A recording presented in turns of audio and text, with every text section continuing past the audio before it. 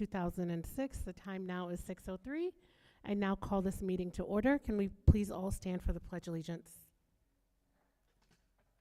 Pledge allegiance to the flag of the United States of America and to the republic for which it stands, one nation, under God, indivisible, with liberty and justice for all.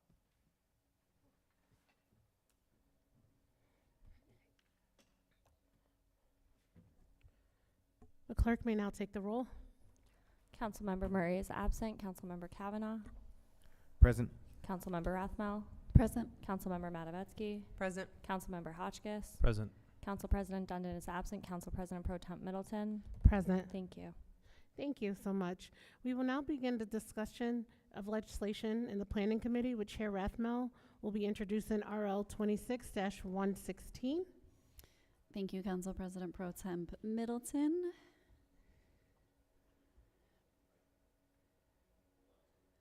Sure. Should we start with 115 instead of 116? Sure. I think Yeah, we're that's okay. fine. Yeah, go ahead. You okay with that, Council Heary? Okay, this is RL 26-115, a resolution authorizing the purchase of 15 Fayette Street, and our presenter is Corporation Counsel Bob Heary. Wait, hold on one second. I think Mayor Cram's coming back. Okay. Okay. Do you want to come back to that one or wait for her because we just introduced another one? Yeah. Same thing. Yeah, it's the same thing. Okay, go right ahead. Sure. So the two RLs are basically, one is for purchase of the property. This is for use of the CDBG funding that was reallocated some months ago. Then one is for the lease with Binghamton University for the Tubman Center to utilize that building that we will buy. A little bit about the purchase of the building. We did an asbestos survey, didn't identify anything that was of real concern. We're able to get St. Mary's to drop the price by $10,000, which Councilman Kavanaugh had encouraged me to seek anything that we could do. But basically, this will allow the city to own that parcel, which is next door to our existing recreation center, create another neighborhood node in the Hawley, Fayette kind of area. The lease with Binghamton University, which Bob can talk a little bit more about, is still in draft form. Basically, some legal, technical wording has to be worked on, dealing with the state of New York and the ultimately Attorney General's office that sets a lot of language. We don't have a lot of wiggle room, but the key business points are that they will be paying $1 a year per lease. They will be responsible for all utilities, water and electric, as well as basic maintenance of the building. It will go very much like our lease is with the Lee Barta Community Center, where we are responsible for any major capital systems upgrades, if the building needs a new roof, if the HVAC fails, but ongoing maintenance is done by the tenant, which would be Binghamton University. So Dr. Bailey said that she would be here tonight. She may be a little bit late, but basically this will be for the Tubman Center to do educational programming, to expand their footprint within the Freedom Trail, which has already been established through the markers, provide them a lot more flexibility in terms of space. There's Dr. Bailey. Come on down. Come on down. Yeah. I was just setting up the conversation. Yeah. So the purchase of the building is the first thing to happen, and then obviously the city needs to enter into a lease agreement. A draft was provided. There will be some slight changes to that, but the key business points I just outlined would remain the same. And I'm sure Dr. Bailey would be more than happy. I'll turn her mic on to talk a little bit about the vision for the Tubman Center at the 15 Fayette location. Great. She may give me a minute to. Sure. If there's any, as she gets their notes up, if there's anything from the legal or operational standpoint on the city's end, I can answer. Well, yeah, I read through the lease, and I can see the city taking responsibility for keeping and maintaining, the core of the building shell, roof, et cetera, whatever.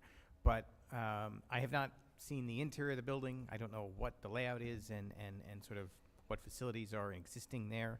The university tends to be a little bit more used to things zhuzhed up than the city. Mm-hmm. So I'm just concerned we're putting ourselves in a place to have some capital expenditures that we might not be ready for. I mean, even, in the discussion of, in the lease of electrical suitability, like, they're probably not running rooms full of computers and stuff out of there, for St. Mary's Church. Like, so does the fabric of the building or the interior of the building really meet what the Tubman Center wants, and is there room to negotiate for that, or what, what's our short-term, getting this up and running looking like? Yes. So the responsibilities of the city in terms of the systems will be enumerated in the lease. So plumbing, electrical, HVAC, things like tenant improvements, or what you're talking about, making the space suitable for the level that Binghamton University would want, would be the responsibility of BU and as tenants, and I believe you have some grant funding that could support that. Mm-hmm. But ultimately, the way that we should think about it is not that this would, of course, ever happen, but if the university said at the end of its lease term, you know what, we have other needs, we're kind of walking away, that the city's investments would kind of be able to stay with the building. Mm-hmm. And that is very similar to what we do with the Discovery Center as well as the Lee Barta Community Center. In the case of Lee Barta, we pay for some of the electric and heating costs, which would not be the case in this lease. The letter of support, when you first shared with council the potential sale and partnership back in January, the 4 activities proposed, so Visitor Center for the Freedom Trail, Harriet Tubman statue, Community and Public Education Meeting Place, Visioning, Mentoring, and Workplace Development Center, and Residency Hub for Entrepreneurs of the Kaufman Center. Or does that summarize, do those intentions for main activities remain, or has that changed or been updated?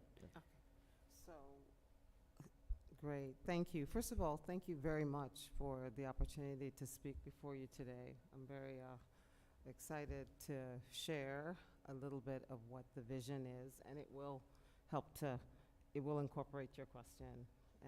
And if there are further questions, please feel free.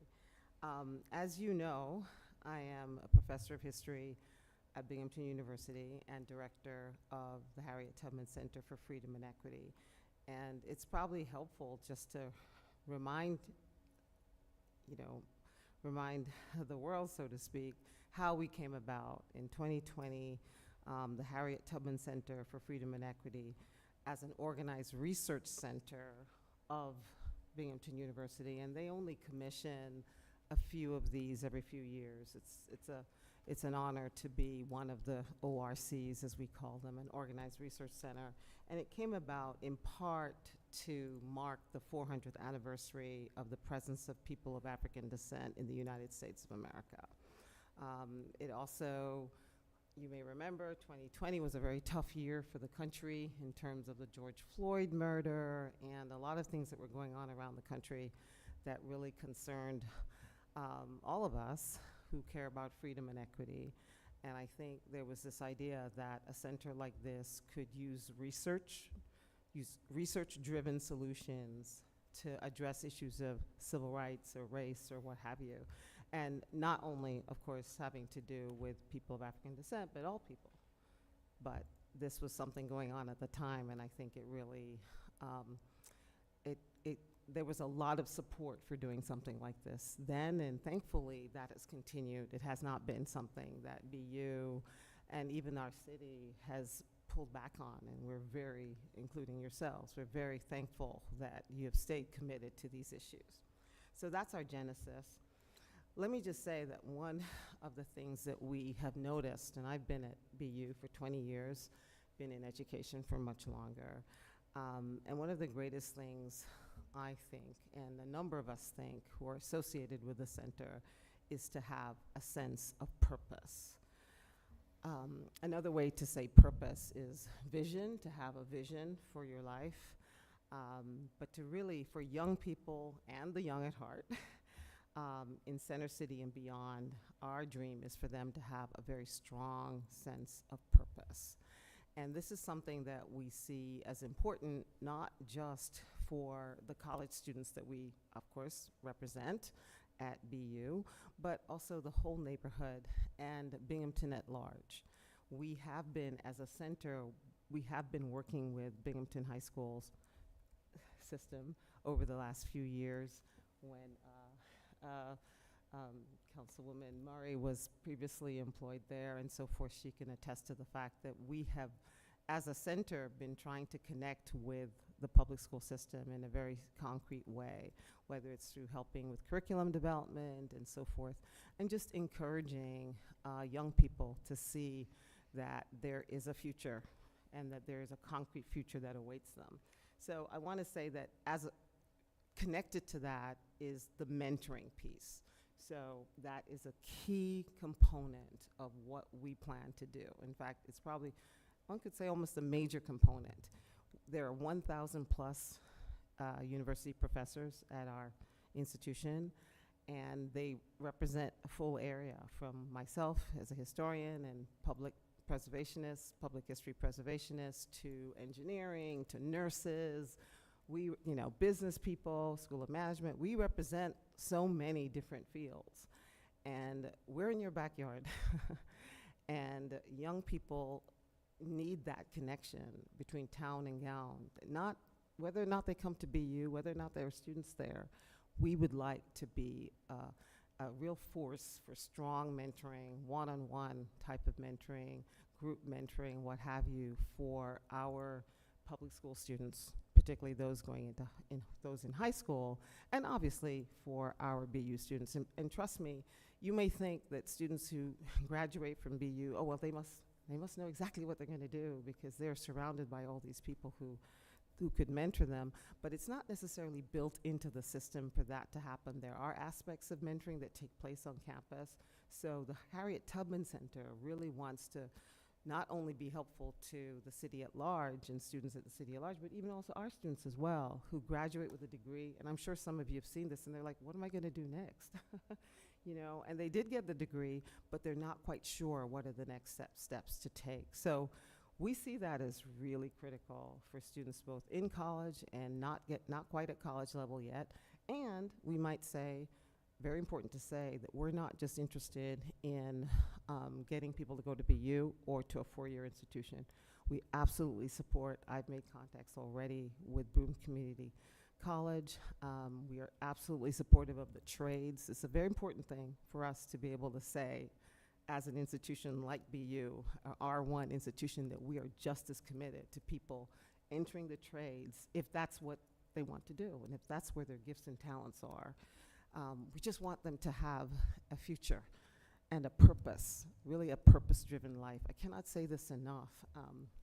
What we find that's happening, maybe you've seen this too, is that in the absence of very concrete steps that we're helping students to take or figure out, and not tell them what to do, but to share with them what the possibilities are, they are finding out who they are on social media, on TikTok and Instagram.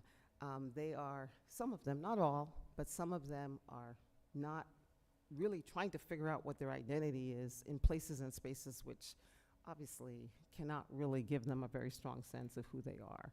And we're concerned about that. We're greatly concerned about that. And so this is why we want an intervention like this in the community, and having our professors be, and other staff, be an incredible role models for them. Now, you may say, that we've done the work with the Downtown Freedom Trail, and you might say, well, what's the connection? Well, part of the connection is that the markers are all around, and we have visitors from these days all over the world, that are coming to see Harriet Tubman statue and to read and share these markers and so forth. But if you think about who do the markers represent, they represent a multicultural group, black and white in this case, of abolitionists on this trail are people with a purpose. If they are nothing else, if Harriet Tubman is nothing else, she's someone who knew who she was, she knew what she was here to do, first free herself and then free others. and look at the purpose-driven life that she had. That's why we're still talking about her 200 years from now. I want that for our students desperately. Not just my child, your children, but all students. And I think it's another story. It might even help with crime prevention, Mayor. You know, in its own way, students who have a sense of purpose don't end up doing, doing all kinds of crazy things just because they don't know where to put their talents and their gifts. Notwithstanding the fact that our public schools, I think, are doing a heroic, amazing job. It's not their fault. It's just a question of needing those extracurricular nurturing support that I think we can bring and we want to bring. So last but not least, and I hope I'm not going on too long, we'd like for these students to, like the people on the trail, not only have a sense of purpose, help them to step into their purpose, and like Harriet Tubman, be a guiding light to others. And we'd like the center to be a guiding light.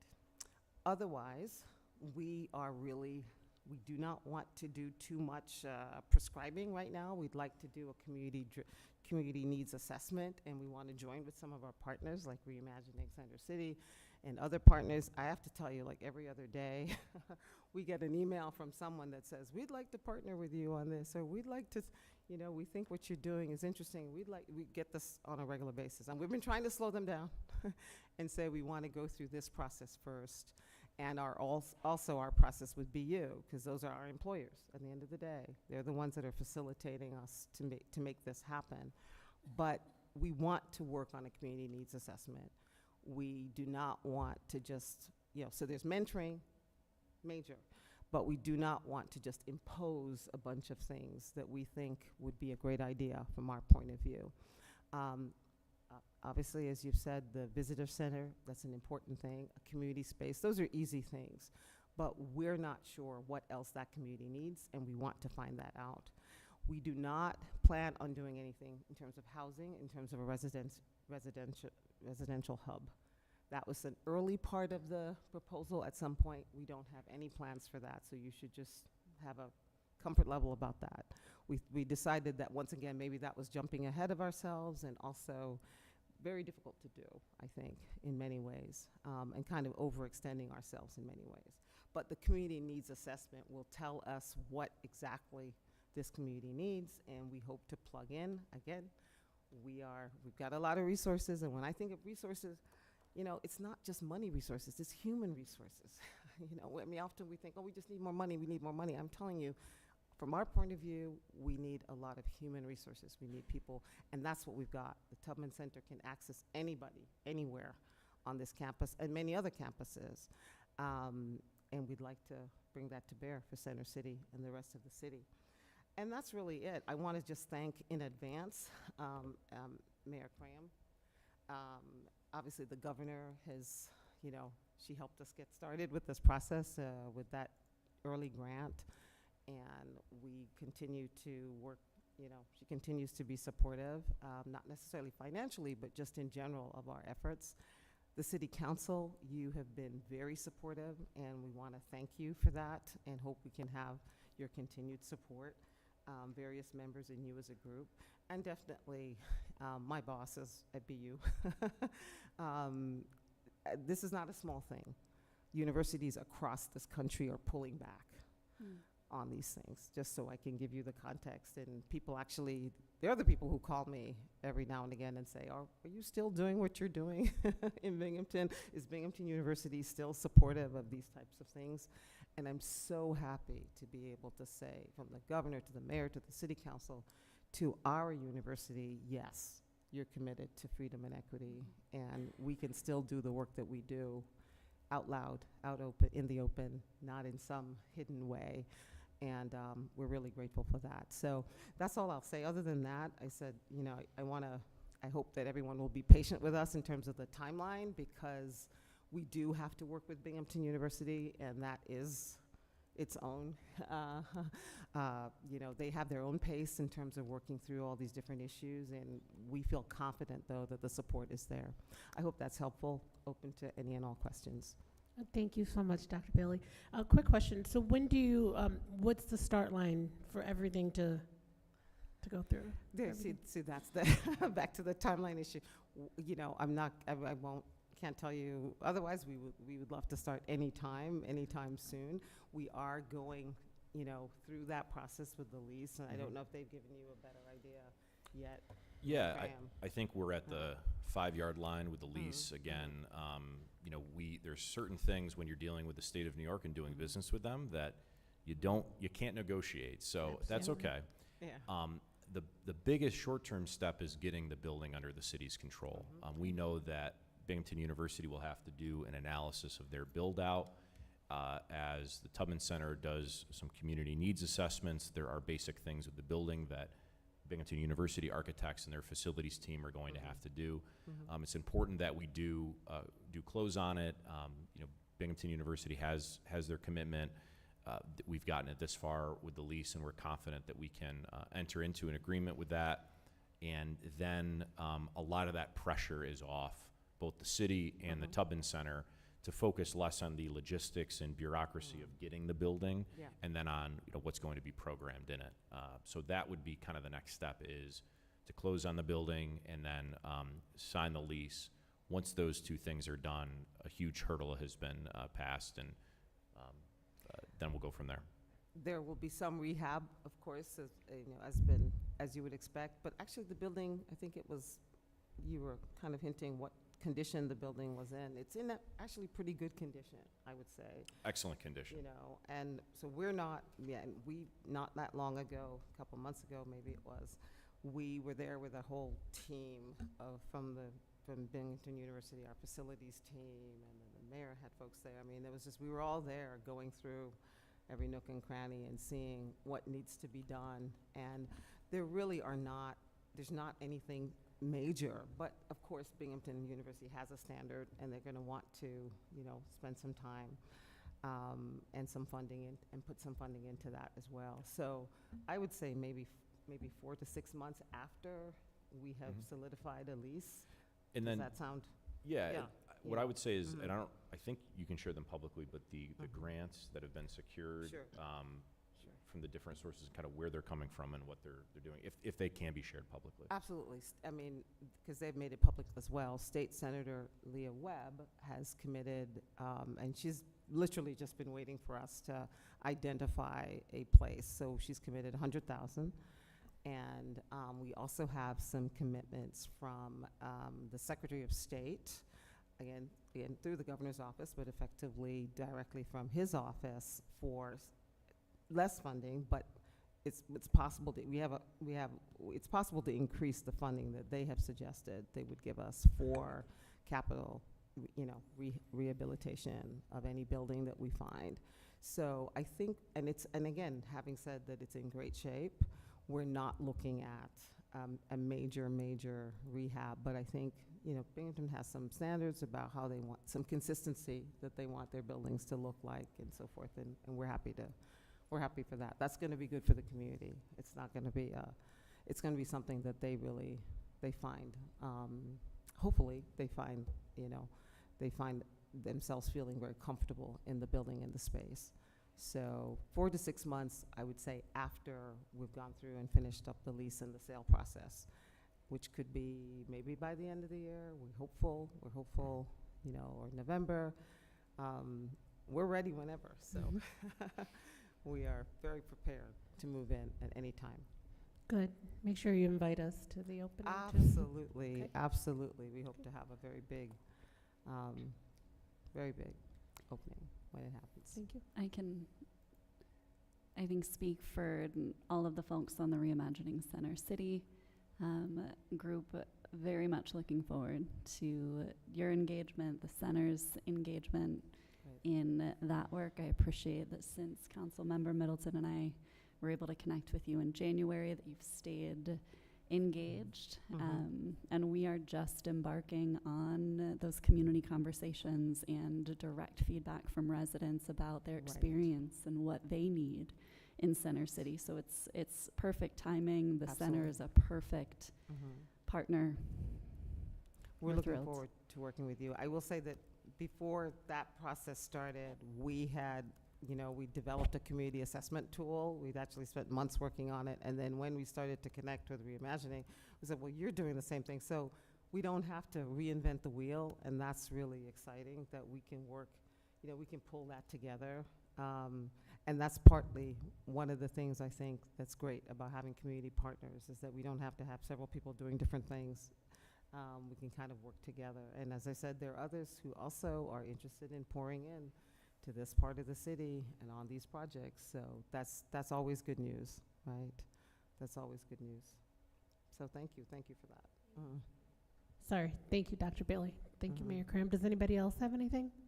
I was just going to say, I'm hopeful once it's all launched, I will certainly be bringing it up for Binghamton Bridge Pedal as a stop. Okay, This great. year I was pushing for the Tubman statue to be part of Binghamton Bridge Pedal, and I believe it was selected.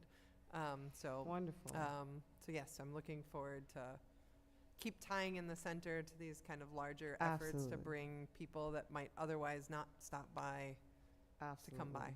So. We love that. LUMA, I think, Yeah. is also interested. I know that's a big city initiative, and we couldn't do it timing-wise, but we will be able to do it again at the right time. And once again, we are open to those kinds of ideas. I think it's great for the economics of the city, too. I mean, people come, they take the tours, they go to the local restaurants, they look at what else Binghamton has to offer. So, and we encourage that.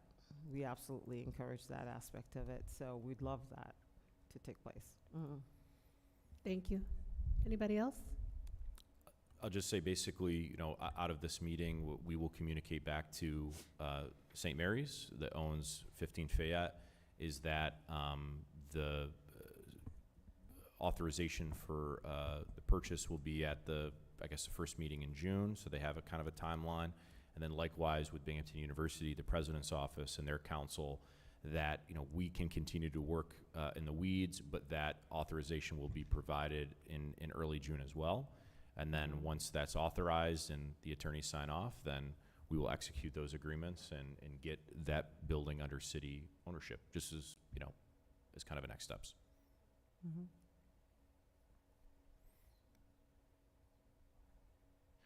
Sorry, I just had to ask Corp Council a question. Okay, so basically you're saying it should get voted on soon then? You would like to see that? Is that what you're saying? Obviously from the standpoint of the building owner, knowing that we have authorization, and then, the quicker we get approvals and the quicker we can execute those agreements. Thank you. Well, thank you so much, Mayor Cram and Dr. Bailey. Good seeing you. Absolutely. It's great to You see guys- you, too. Hope you guys have a great evening.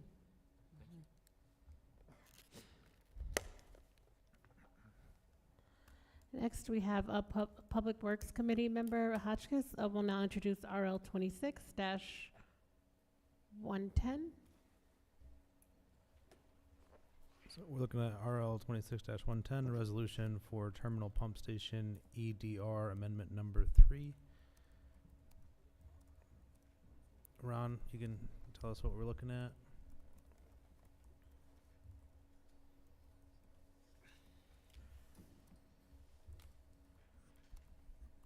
Good evening. Before I start, I'd like to introduce our new deputy engineer, Dan Need. Hey, welcome. Yeah, thanks. I thank you for him. This is his second week of work, and But I served on the COD commission Commission. prior to this, so Good. I sat over there where Robert was. Oh, good. Well, welcome. so he pretty much knows the city, and I don't know. he's been a big help in the last week, and I think part of what he will help us in the future is with economic development and working with the developers to make sure they submit what we need and it goes in a much smoother fashion than it has been. I think you can be engineering's designated representative on CAUD if you still want to come and hang out at meetings. It'd be nice. So anyway, this Mm-hmm. RL is for the terminal pump station to hire EDR, who is the design firm for the pump station. It has been bid. We have contracts ready to go. So now we need project administration and construction inspection, and that's what this is for. So that we make sure we get built what we've put out to bid. So there seems to be construction phase services, but then separate from that, a whole full-time engineer that is in addition to the construction phase services. Yes? There would be, the construction administration is all the paperwork and stuff that they do, even though we look at it and approve it. But then there will be a full-time person on site to observe the construction and make sure it's done according to plans. And this is nothing that we could hope to ever bring in-house at this scale, or? We just don't have personnel enough, even though we have Dan. It's still not enough. We have so many city projects. So, but just on this one project, so just in keeping in mind the consequence of that, or what we could be trying to bring, you know, if we could recruit another engineer at a decent salary, this alone, it's $244,000 for that one engineer on this one project. Well, Yeah. it's not just one. There's a staff that goes with it. But yeah, that's for almost a $5 million project. That's well in line with what we get from expectations. the other engineers. And you said EDR did the design phase work too, so this is They kind did of the continuity of Yes, everybody. so they should know it inside out. And it's going to be a tough project.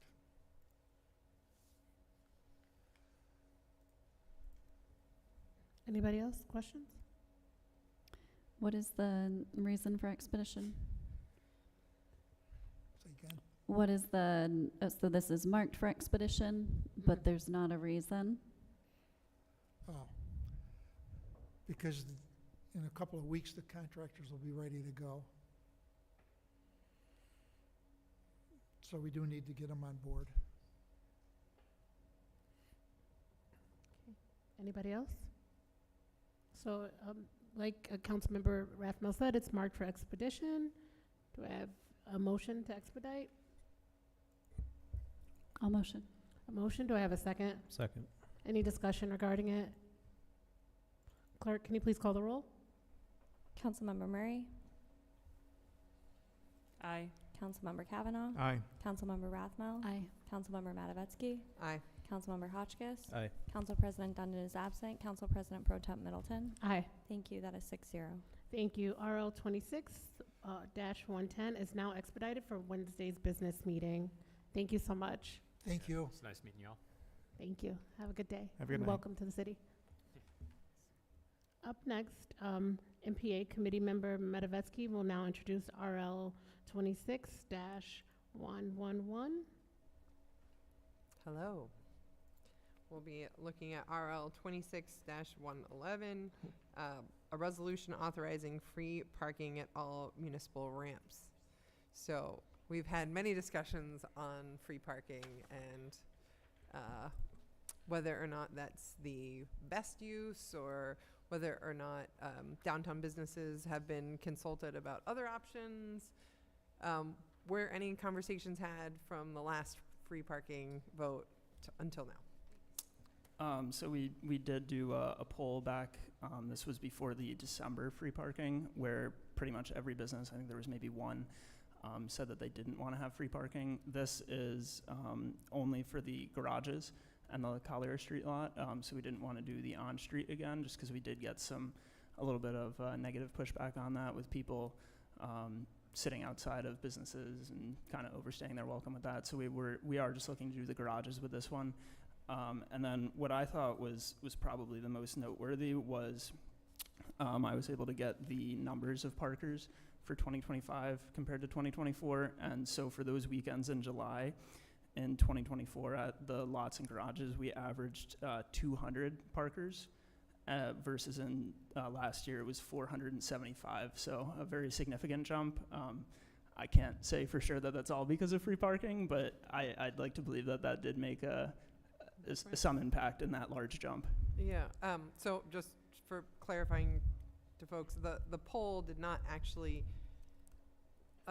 express any alternatives for the downtown businesses for that use of money. So they weren't, as I remember that poll, it was just, do you want to offer free parking to your customers, which I think you'd have to be questionable to say, no, I don't want free parking for my customers, but it doesn't take into account, hey, if we were to use that money in a different way for downtown businesses, would it be conceivably a there's no option, Yeah, right? You sure. can see like Yeah, that yeah, it's, I see what you're saying. a leading poll, I would say.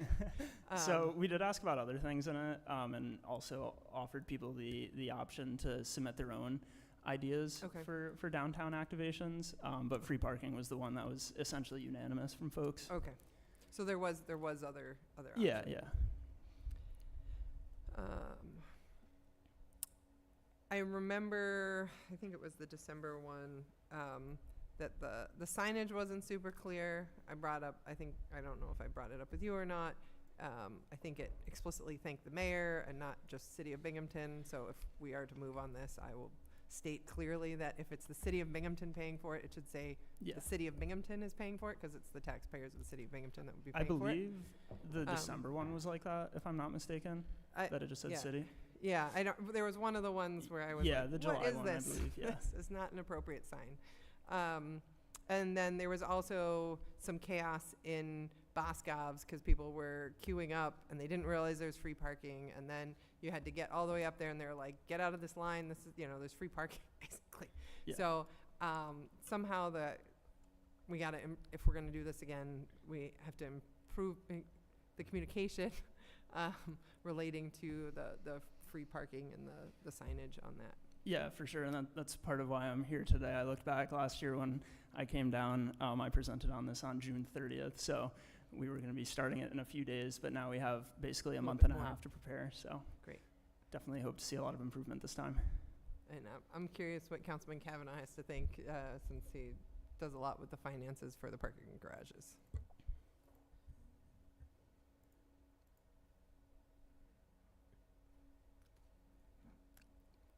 I mean, I think you're right to think of it as it's essentially money being put toward a purpose, or, and that it's money that's not coming, it's being toward, so it's a resources being used, even though it doesn't seem like it from one perspective.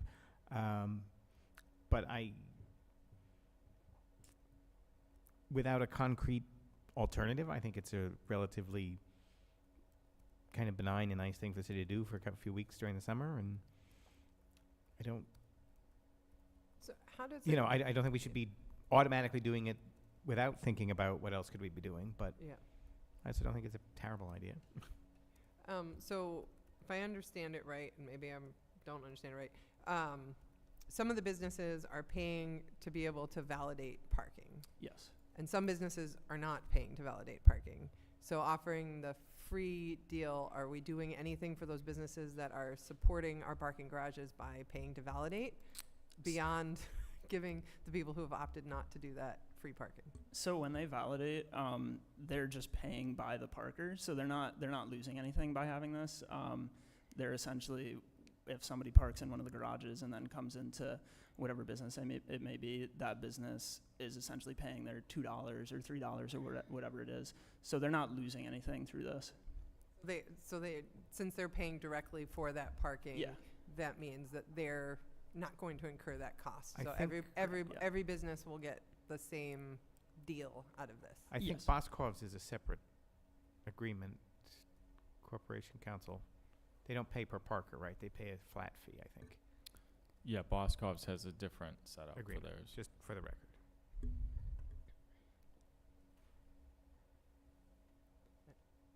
Anyone else? Anyone else? Thank you so much, Ben. Thank you. You. Next up, in the Finance Committee Chair, Kavanaugh will now introduce RL 26-112. Okay, RL 26-112 is an amendment to our 2026 bond ordinance that's going to shift costs around. We originally put in $5.1 million for Shenango Street reconstruction in this year's bond ordinance, that authorization to borrow.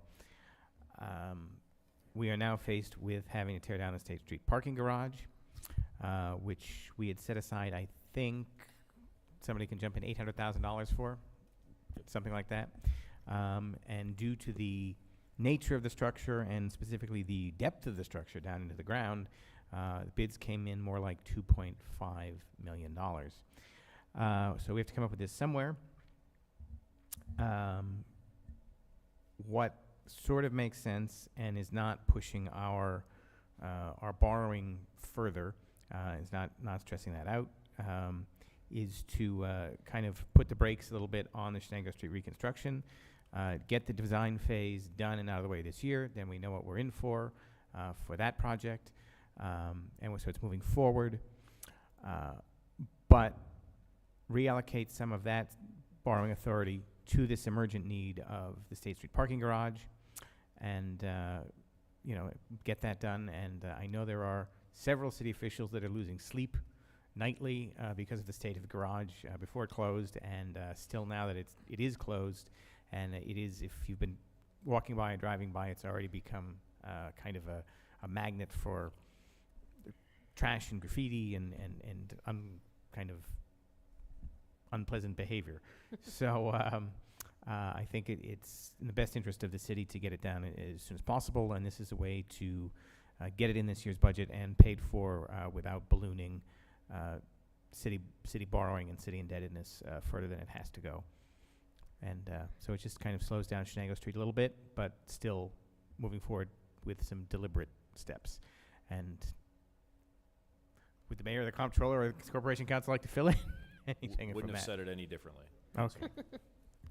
Thank you. That was very succinct. I think the only piece is that it's not quite putting the brakes on the Shenango Street revitalization. I mean, we're still going to be moving forward with the design. Slowing down, putting Mhm. it down into first gear. Yeah. Okay. Exactly.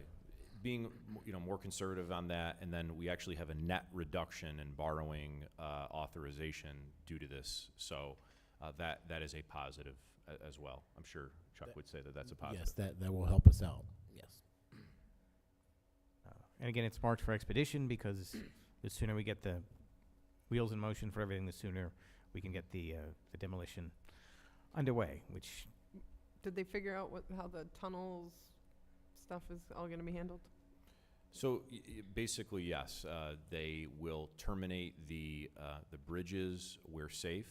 The biggest issue with this garage, which is different than Water Street and is different than Collier Street when that was up, was the fact that the garage structure goes 40 feet roughly below grade, and that when you are removing materials that deep, if there is not some sort of engineered replacement of those materials, you basically have State Street being held up by the side of that garage.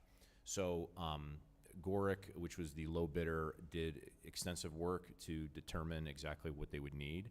This will be a 6 to 8 month demolition. This will be extensive. And so that will be, again, appreciate the expedition so we can get that contract awarded and have them underway. But the arterial bridges that connect will be terminated at a safe spot. There will probably be, through demolition, some additional legal work that's needed. There are some street easements that are there. Their goal is to maintain emergency access during the entire demolition. And it will be more complex than the other two parking garage demolitions downtown. Do we have a sense of what we're going to put in after? Is it going to be surface parking? Are we going to be putting it out like we did with the parking lot across the street to see if we can lure in somebody to do some housing or some new development there? What are we looking at? I think that there stands to be development interest in the site, and would like an opportunity probably to brief council, maybe even an executive session at some point about that. But the demolition has to happen regardless, and so this is advancing that piece of it. So I think that the sky is the limit in some ways. In the short term, if there is not development interest or nothing that advances, I think a short-term use of the site would be for surface level parking. Any urban planner will tell you that that is not the highest and best use of a site like that in the downtown. So I would like to see something different than that in the medium to long term. But if, you know, at the time that this demolition gets through, maybe call it early part of the year before springtime, if it looks like that in the short term, I think surface parking would be at least a somewhat of a benefit, but I wouldn't want it to be that in the long term. And certainly we are not putting up another parking garage. Right, Chuck? No. If it's a surface lot, will it be metered? Will it be laws? What would the plan be for that? Or would it be leased out for a private company to deal with it? It would be public parking, if anything. So what manner, whether it's gated or if it's a kiosk style, but this would be something that would be open to downtown, the way similarly that Collier Street lot has worked. But again, I want to emphasize that that is not the highest and best use, certainly for that strategic site. Thank you.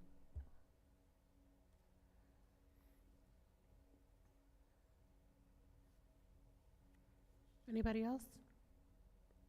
It looks like this is marked for an expedition. Do I have a motion to expedite? I'll motion to expedite. Second. I have a motion and a second. Any discussion? Clerk, can you please call the roll? Councilmember Murray? Aye. Councilmember Kavanaugh? Aye. Councilmember Rathmel? Aye. Councilmember Matavetsky? Aye. Councilmember Hotchkiss? Aye. Council President Dunn is absent. Council President Pro Temp Middleton? Aye. Thank you. That is 6-0. Thank you so much. RL 26-112 is now expedited for Wednesday's business meeting. Thank you. Public Works Committee Member Hotchkiss will now introduce RL 26-113. Sure, this is RL 26-113, an ordinance to amend Chapter 265 to facilitate the removal of junk recreational vehicles. Our presenter is Corporation Counsel Robert Heery. So, similar to how we have on our books already, the ability to go on and do like trash cleanup, snow removal, cutting grass, this would allow us to go on and remove abandoned RVs from properties and then bill the owner of those properties when those vehicles aren't removed.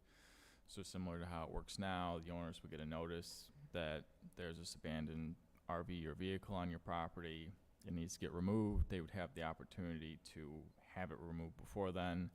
If that doesn't happen, then the city would be able to go on, remove it, and charge for the cost of doing that removal. And this relates to the contract that the city recently bid out and signed with Contento to be able to go on and remove and dispose of these RVs.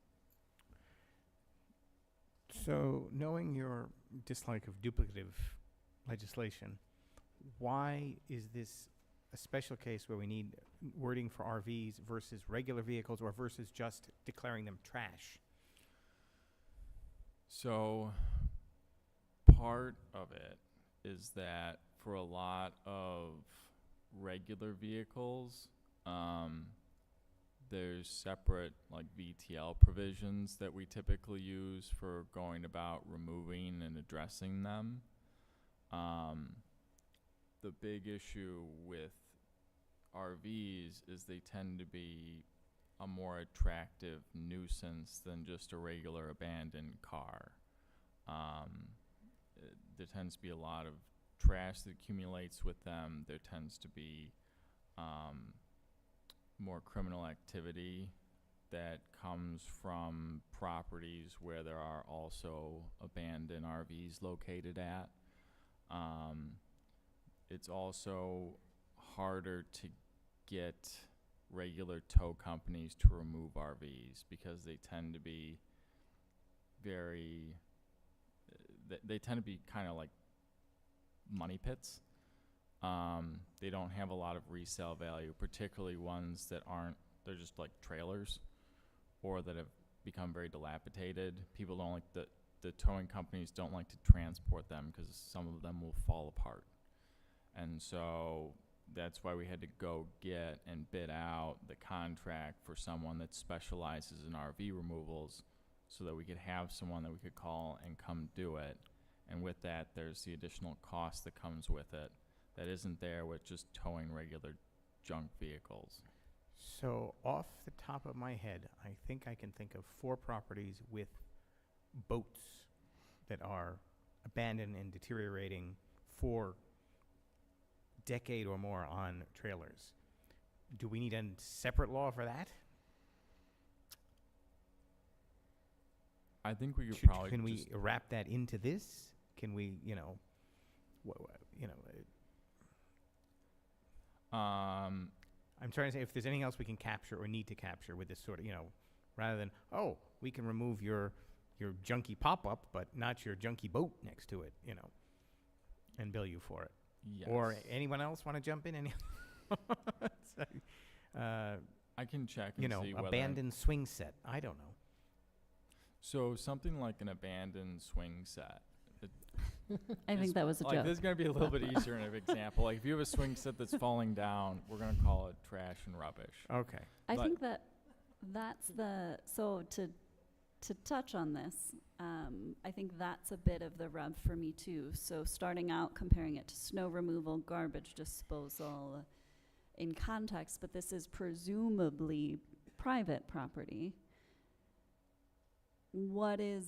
How does one determine that a recreational vehicle is abandoned or junk?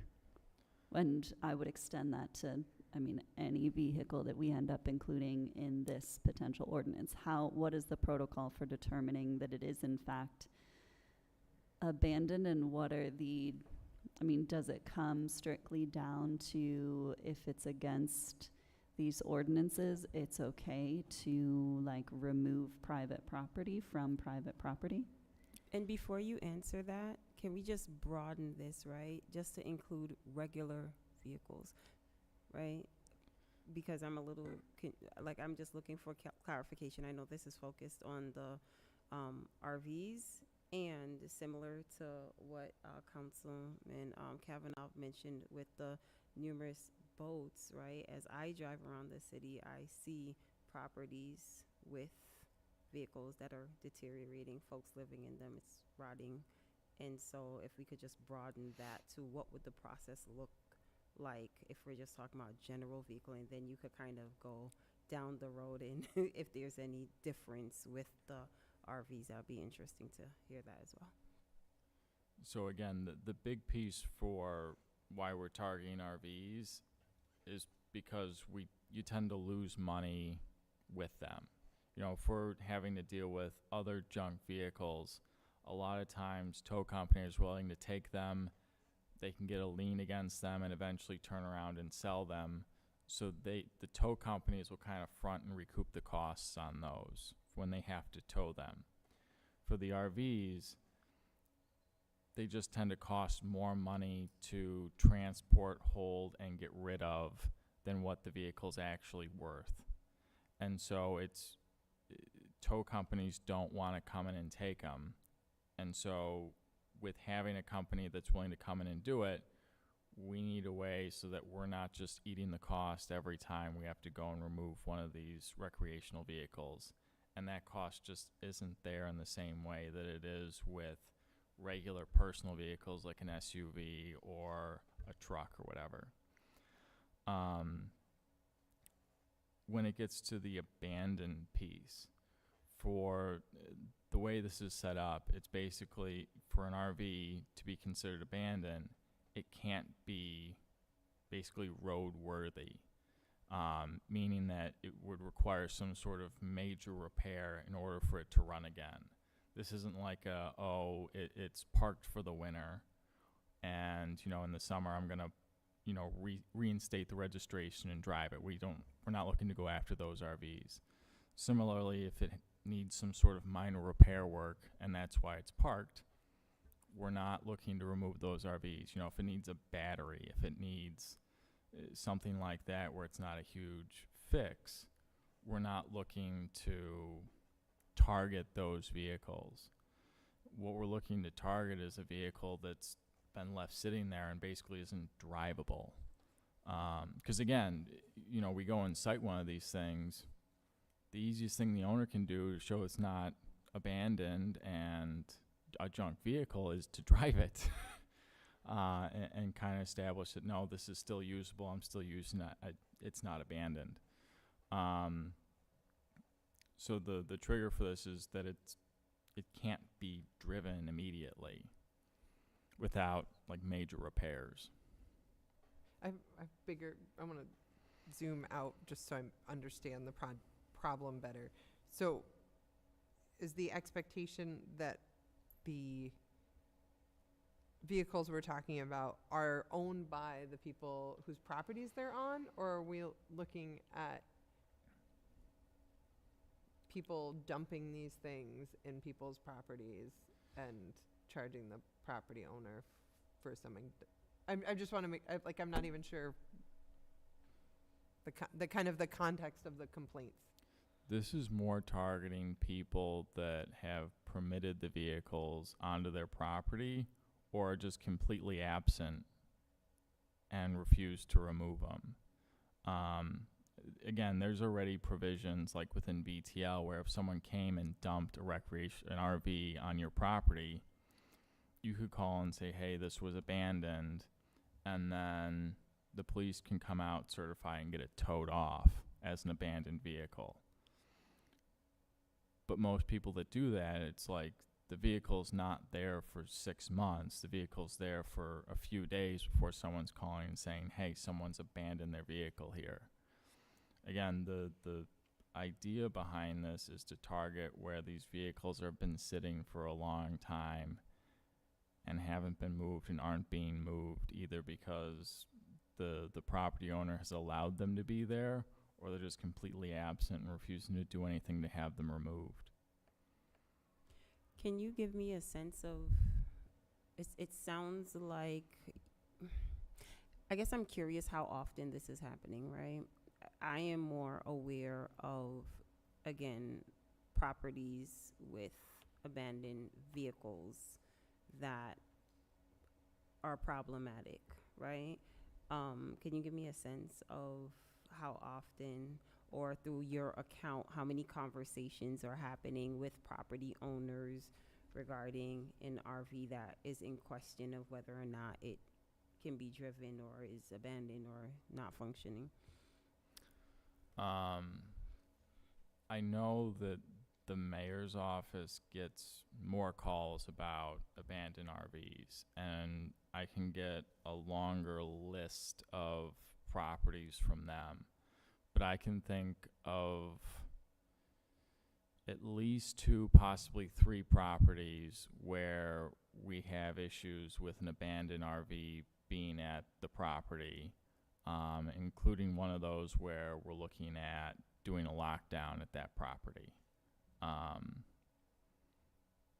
And that's all the ones that I know of the properties have come up within this year, within 2026. Has anyone on council gotten a call about it? I haven't. No, so I haven't. Or an email. I mean, I haven't. And I mean, I understand that this RL is focusing on the RV. I guess my biggest concern is that it feels like there's more work to be done on the vehicles that aren't going anywhere, and to add another layer when it feels like there are so many gaps related to that process, and maybe I'm just not as familiar with it as I should be, right? So for me, it's very common on the north side for the RVs. Complaints about this, yeah. Okay. And I get more about abandoned vehicles, right, and property. If we think about Clinton Street, if you drive down Clinton Street, I think everyone, has a sense of what I'm speaking about.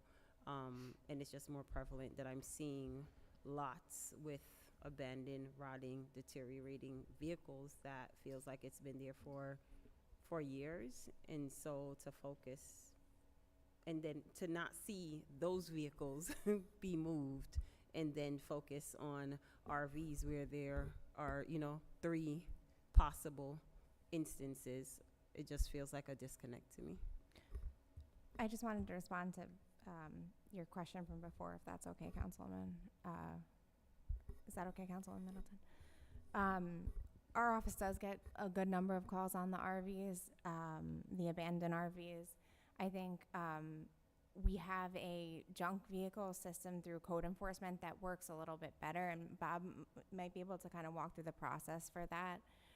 Like when someone calls our office with a junk vehicle, we can direct them to code enforcement. If you get constituents, you can direct them to code enforcement, and we can follow up with them. And there is a process for that that seems to maybe take a while, as code might, but it does work its way through. With the RVs, there seems to be almost a loophole, like Bob was alluding to, because there are no tow companies that are that were previously interested. There wasn't kind of a role for them. But I walked out briefly before. Did you explain like the typical junk vehicle process? Yeah, I mean, the typical junk vehicle process is similar to kind of what's outlined here, where owner gets a notice that, hey, we think you have a junk vehicle, assuming they don't do anything and don't respond to it in any way, then, we start escalating that up into city court, and eventually you can get a court order saying that you can remove it. And we've done that before with multiple properties. And that's typically the process that the junk vehicles follow, is they go into that court setup, and then we get an order allowing us to go in and remove it. But again, like the junk vehicles, a lot of times it's easier to get someone on board, one of the tow companies on board, to come and remove it versus what's involved here. And the cost to the city is a lot less or non-existent for those tows versus here, where we're going to have to front the money for it. So it's, I just think an important perspective is that by this legislation won't take away any focus from junk vehicles. It just sort of closes what can be looked at as a loophole with the RVs, where we didn't have that ability to as easily tow them.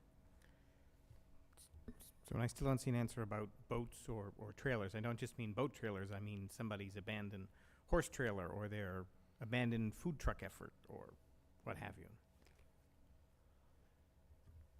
So, again, some of it depends on what exactly it is, and I have to look and see, because you have, again, like this interaction between VTL and some of the requirements that are in VTL versus what we can do locally. I don't know that there's any opposition to expanding this on the city side to incorporate some of these other ones. It was just viewed as, hey, this is an issue that we're getting calls about. We have the ability now, because we have a contract with a company that'll come and remove them. Let's pave the way to get this moving. But again, if the interest is to create this and make it more expansive, I don't think you're going to get any opposition to that.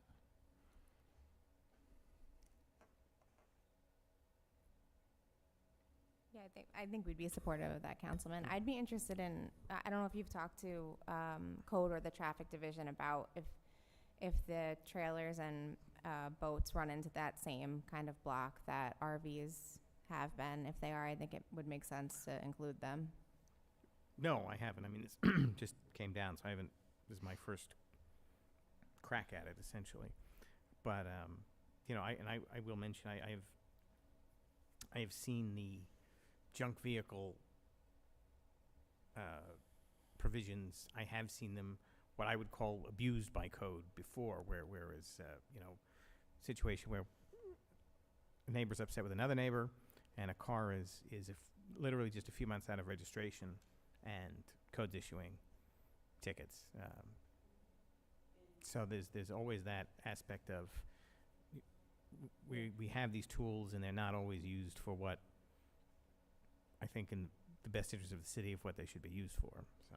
And I just want to add, not always used equitably either, right? And so I would prefer to have more information. Again, I know that this is focused on RVs and expanding, and I know we're saying that it's not taking away from, you know, what's already happening. But again, similar to what Councilman Kavanaugh is saying, you know, where, you know, someone can be in a dispute or whatever with a neighbor. I've also seen where those vehicles have sat for a considerable amount of time, right? So we're on both end of the spectrum, and I'm just curious about what the process looks like for what we're already handling, and are we handling and managing it well before we're adding on another layer. Like, I'm curious about that. I want to know what the numbers look like. I want to know how are we determining, right, whether or not this is a property that we're focusing on, right, where some folks may be under a microscope and others, you know, may be there for a long time. I want to understand what that process looks like, who's making those decisions, and what are the factors that play into that decision before I'm going to be on board with adding anything else. So that's how I feel about this. And That's all to, very fair. to give a little bit of couple pieces to respond to that. So one of the pieces is that our code already sets out penalties for junk vehicles, and that's part of why we did this carve out, is there was already that penalty set up within our code, which again, I don't think there's any opposition if there's interest in changing that or making it more uniform, but that's kind of why this was broken out into something separate. Curious to know what that piece looks like. Sometimes it's difficult to get information and have a conversation. And I think that this would be a good opportunity to unpack that process a little bit further. Sure. And then One of the things I noticed, though, was that the definition of abandoned did not actually mean nobody's living in the RV. It just means that it's not drivable. So I just wanted to circle over to that to make sure that that's my understanding of what you said is accurate.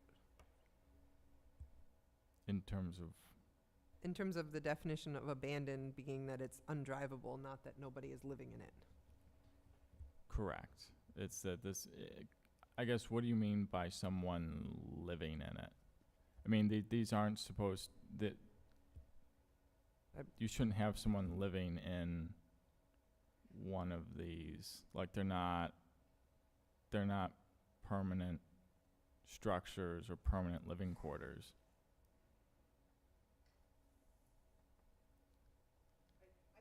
To make sure we all understood what abandoned means. That's it. And part of the definition is to address some of that registration issue, where it's not just that it's not registered, it's that it's not operational.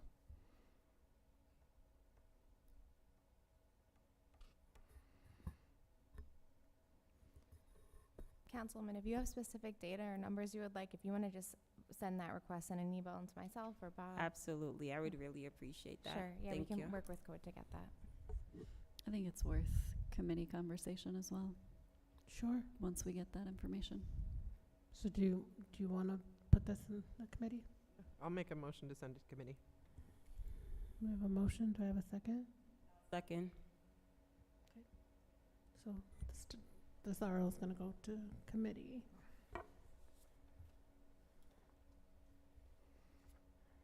Oh, okay. Looks like I'm the committee chair. So it'll go to me. Okay. All right. Up next in the planning committee, we have Councilmember Rathmel will now introduce RL 26-114.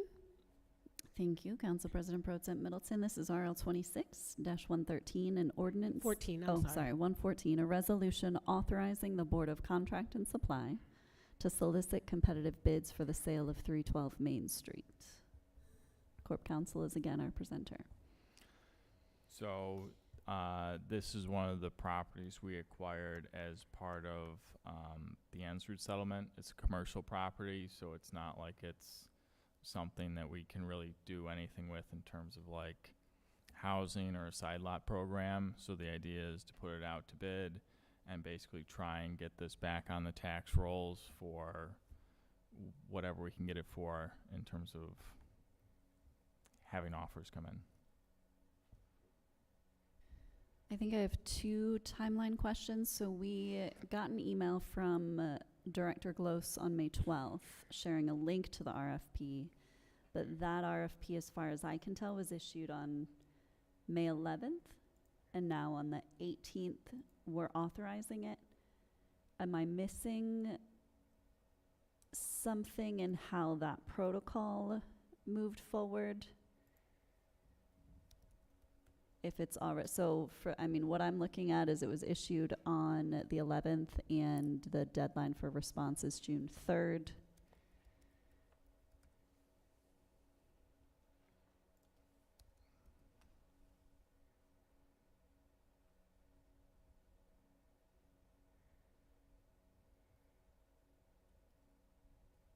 And that was publicly posted? Or So, is yep. it a So we got an email, council members being we, got an email.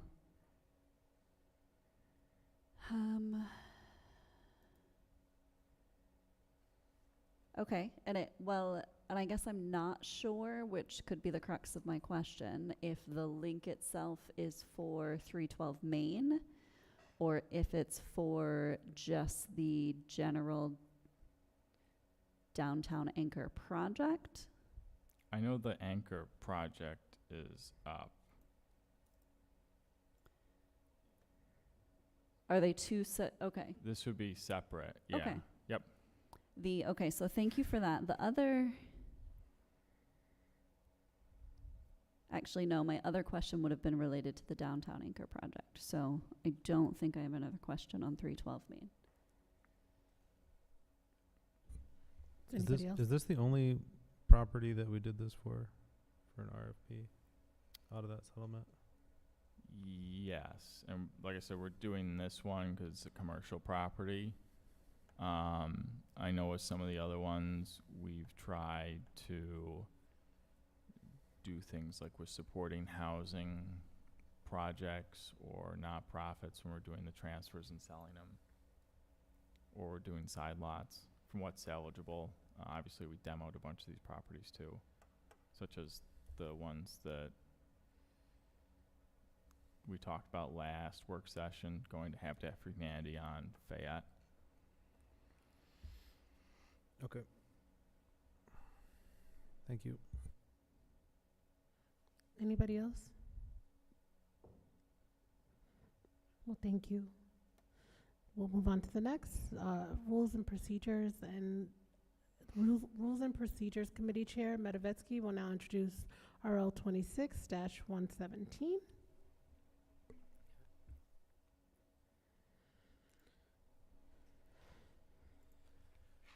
Okay.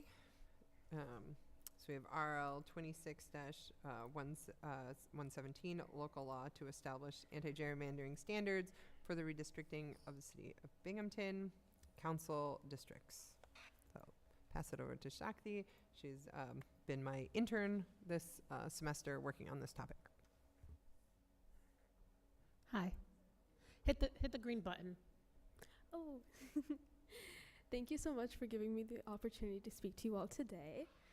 I want to talk to you about how right now we have no clear binding rules for how the redistricting process gets done. 4 years from now, after the 2030 census, someone is going to draw the lines that decide which neighborhoods share a council member, which communities stay whole, and which are split apart. Those lines that are being drawn will govern this city's representation at least until 2042. With Councilwoman Matovetsy's guidance, I spent months researching this. I interviewed professors, former council members, and studied how other cities handle this. What I found consistently is that redistricting at the local level gets done fast, behind closed doors, and in ways that protect whoever holds power at that time. This is what we call gerrymandering, and Binghamton is not immune to this. This legislation that I'm proposing today doesn't take power away from council. It doesn't draw any lines. What it does is establish in writing the standards we must follow when we are exercising a power that we already have, redefining what we consider gerrymandering, setting the criteria for how these lines are getting drawn, and laying out a timeline for doing it in a nonpartisan way. None of us will know who's sitting in these seats in 2032. None of us will know which party will be in control then when those lines get drawn. So I'm trying to set the rules now, so when that time does come, none of us will have a stake in the outcome. So then whoever is in power in 2032 has no choice to diverge into it. That was beautiful. Thank you. You're welcome. I just wanted to add on to what you were saying. I think it's very important to have this legislation come forth, like we see what's going on right now in America, and just to have some type of clear guidance here. You know, we're just kind of doing it the right way. So thank you so much for the work that you've put in for that. Thank you. Yeah, and so I'll throw out there that this is not a final version. This is, you know, we're very much here to incorporate feedback from everyone, council members, the public. Yes. I did email out to our Democratic commissioner and Republican commissioner, and so they have copies. The Republican commissioner has messaged me back, CCing in the deputy commissioner for over at the Board of Elections, and they will be providing feedback. I have, for people who like to foil, there is no email between me and the Conservative Party because I didn't have a direct email, so I sent in through their website contact us form to try and see if I could get someone there. And I emailed Mary Clark to find the appropriate person for working families to try and include all 4 active parties, make sure that they're aware and can provide inclusive feedback. So that work, we are waiting and gathering information from all parties. And also trying to make it as clear, as concise as possible. I think there are about 3 papers in front of you. One of them is like 40 pages, a giant compilation of all of my research I've done, the pros and cons of every single decision, why I came to that decision, everything. And then a very short form version of exactly what is currently in place and what I'm proposing. And then one more, which is kind of like a very rough draft of it in legislation format. Thank you. I think I really think this is a good idea. Thank you so much for working on that. Did you learn anything while Yes, working on this? I learned a lot. Okay. Met a lot of cool people. Had a lot of good conversations. Yeah. Okay. Good. Well, thank you. Thank you for your work, and I'm excited. And for the public, this is the first intern that we have taken on since we passed Councilman Hotchkiss's legislation to get interns, and I hope that everyone reviewing this sees the quality of her work, and I'm looking forward to having her stay on. So do you want to just quickly talk through at least the high level, the changes, and see if anyone wants to dig into anything? Yes.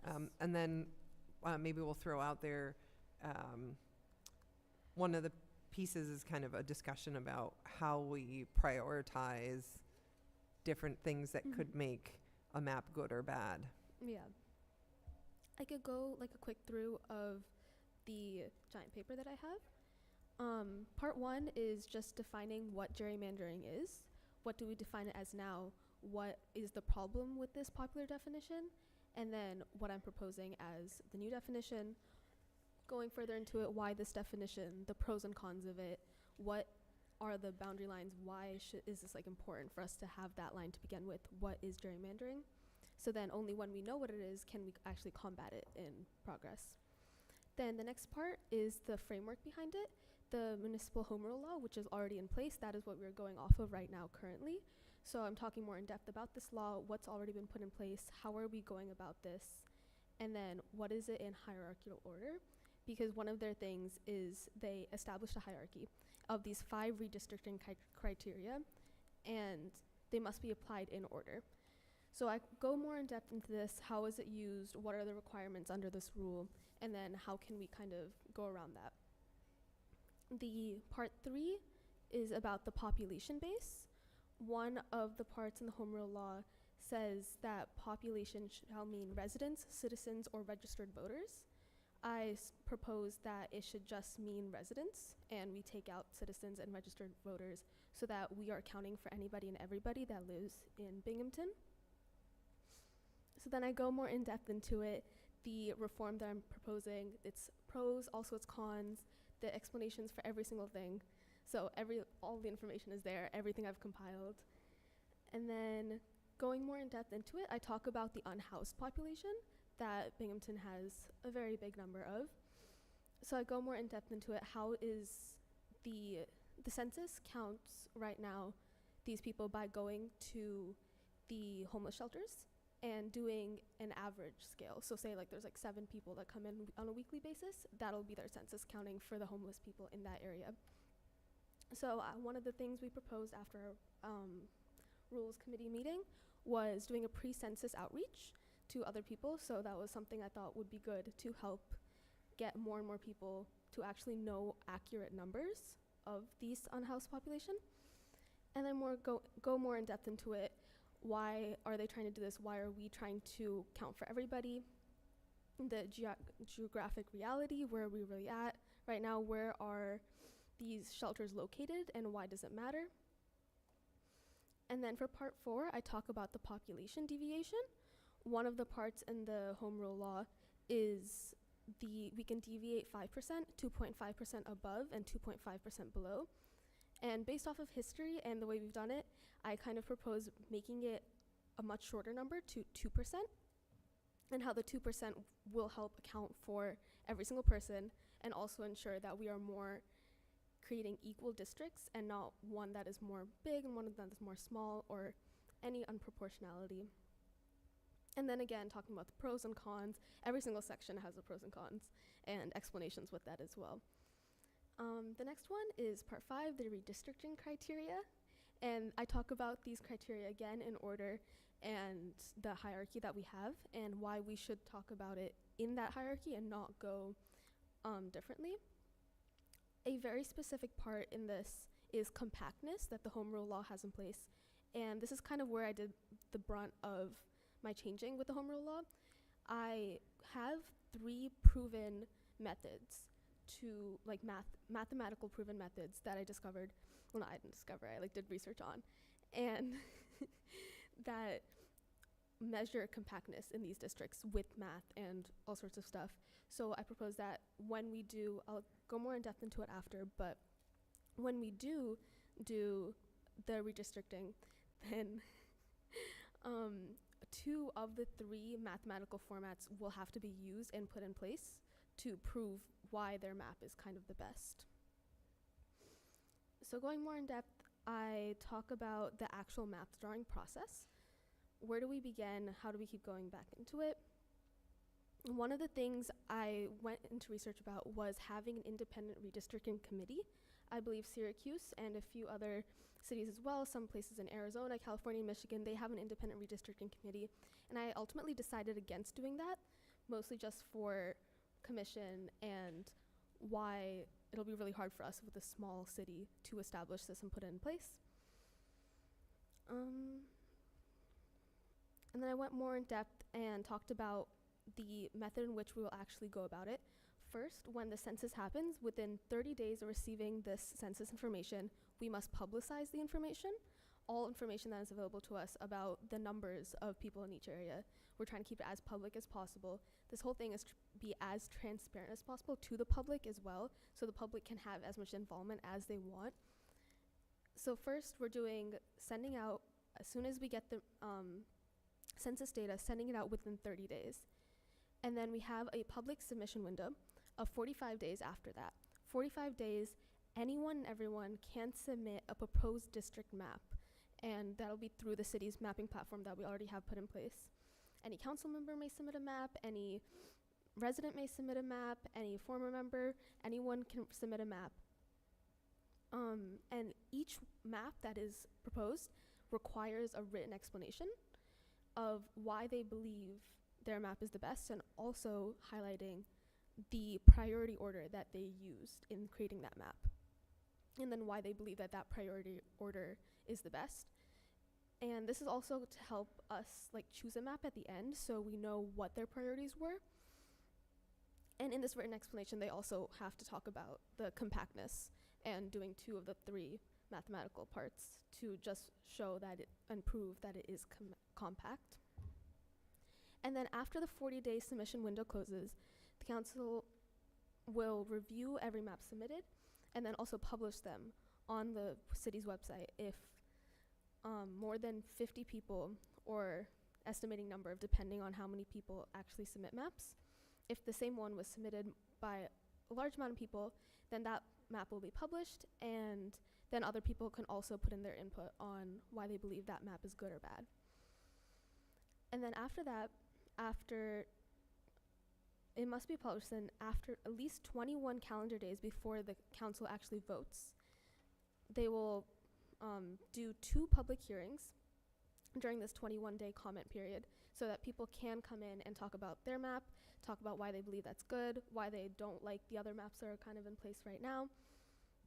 And then after that, there will be voting, and then they will choose the map. And yeah, when the council does choose a map, then a written justification is required.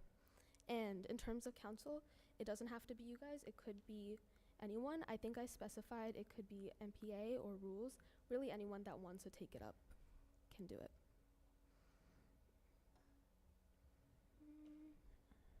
And yeah.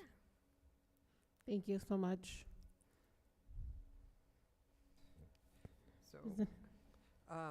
So again, this is a draft. We are looking for input. We wanted to get something down to start the conversation. This is for 2032, so this is not expedited. Yeah.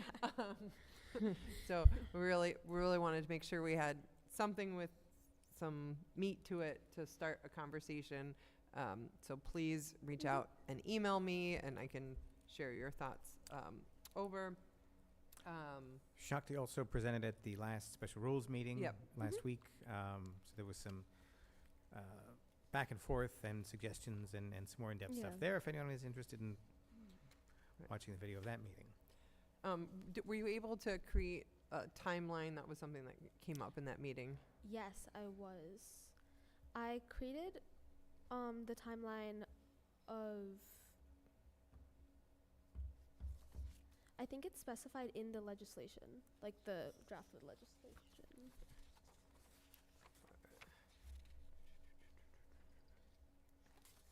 Yeah, it's all under review of submissions, publication, public hearings, and council vote. So it's like directly like back to back, exactly what is what timeline, what is needed, what days.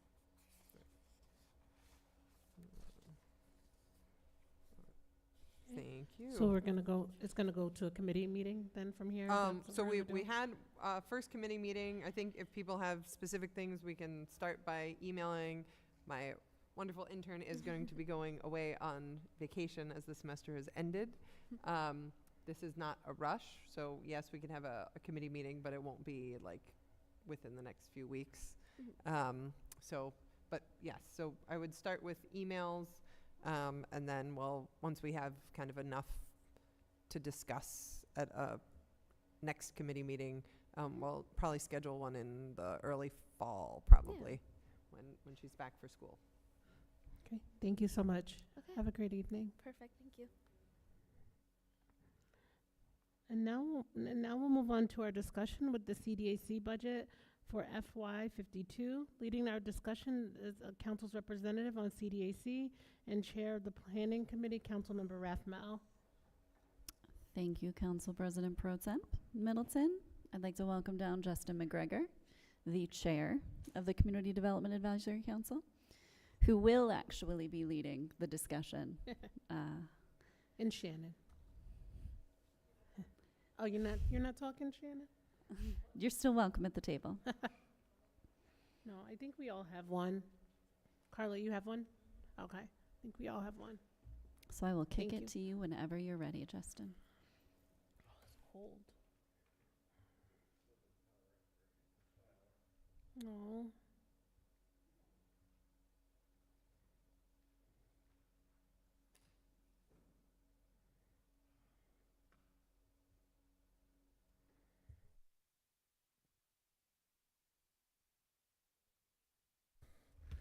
Hello, hello.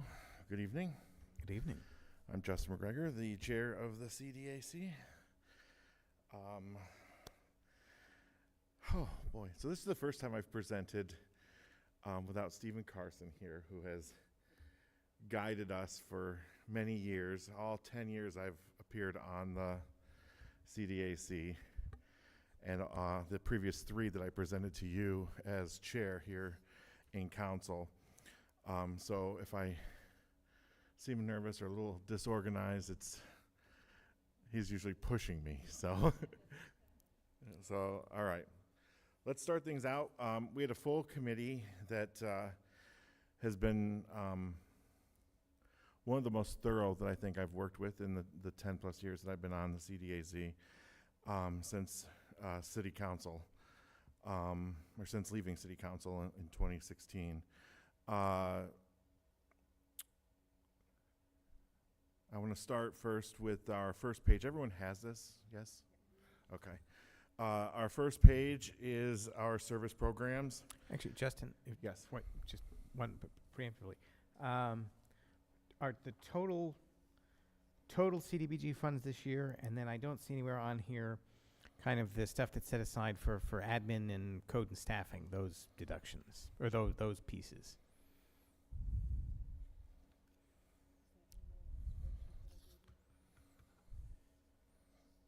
Let me look to see if it's on the spreadsheet that I have. Sorry.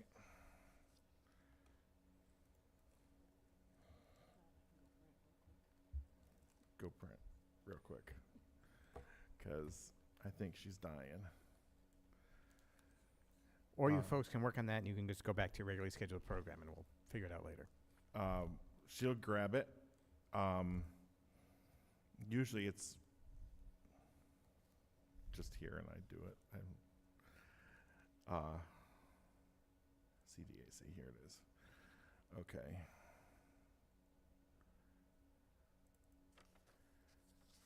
All right, so I'm going to start out first with the service programs. We will run through what administration costs, what streets, different things the city has that meet CBGB fund requirements, and that we can, how we lined out that money for the city services and the departments, because I don't see the departments at all in these.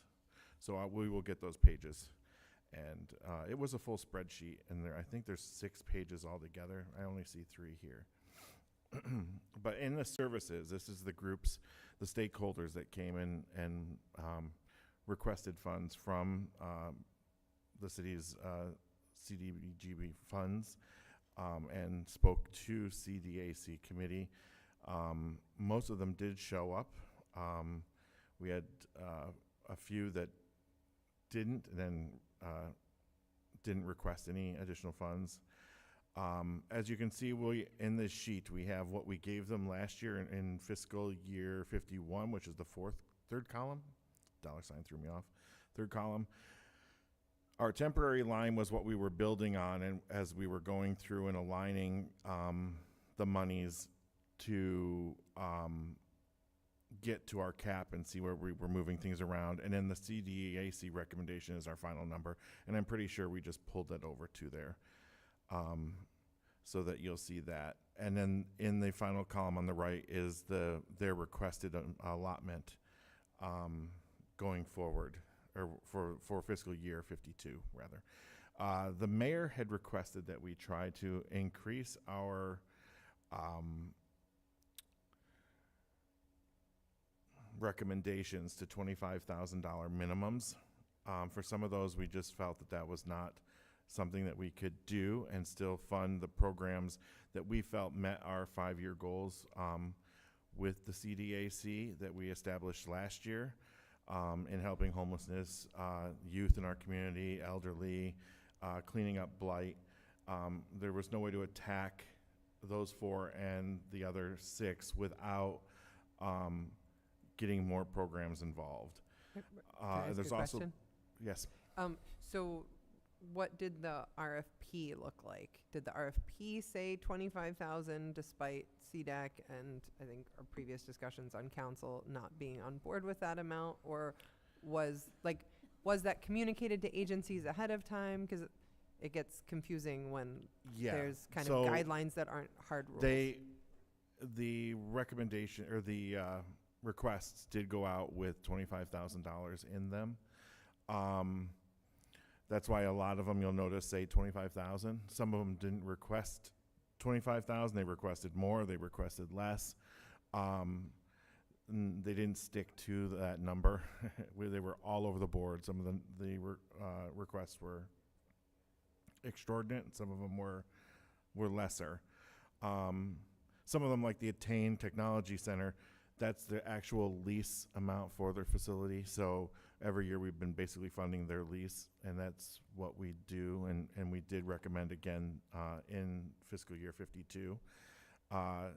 So we got them up, and we did get to a point where we had most of them at 20,000, which is what the mayor tried to get us to last year. And then we started, I don't want to say haggling amongst each other, but we were really playing off what they had said, what the community said, what we've been hearing from our own constituents, our past years on the board, and who's been able to spend down their money. Given some of the stuff from last summer, spending down their money became one of our priorities. We wanted to make sure that we were using organizations that was spending their money, that they didn't have to spend countless hours trying to track down the receipts for, and when they did use the money, and that everything was being reported properly. So if agencies were not responding to them, it kind of gave us a pause on whether we wanted to fund them. There were some agencies who have funds still existing several fiscal years back that is still there, given last summer's stuff. And some of those agencies, we know, given what they told us in person, the number of people they can assist within a summer or within a building season, like the First Ward Action Council. There's just so little time, so little people they can help. There's no way they can go through their back funds that they have and any new funds we'd be giving them this year. So you'll notice that when we go forward, that their funds are limited. So do you want me to just start from the beginning and go down, or do you want me to just ask for your questions on any of them from the first page? I can tell you about their presentation and our mindset on how we came to that number. Or do you want me to do each line by line? I'm up for the line by line. I don't know how my colleagues are doing with time tonight, but Yeah, line by line. I love a line by line. Line by line, great. Okay. If we could do line by line, but move it up just like fast. Fast. Thank you. Yes. Fast line by Thank you. line. All right. Okay. Thank So you. Action for Older Persons, their senior health insurance counseling. That is a program that we have funded yearly through my tenure. Every year we get numbers from them. They come in and present to us, and they tell us the number of seniors that they help in the city of Binghamton, utilizing their getting them on the proper health insurance, making sure that they're, being taken care of, making sure they're on the path that makes it cheapest for them to do their stuff. It's counseling. It is important. And although we didn't meet their request, we did match we didn't actually match. We gave them $20,000. We didn't match last year's money. I thought we had matched last year's money. I apologize.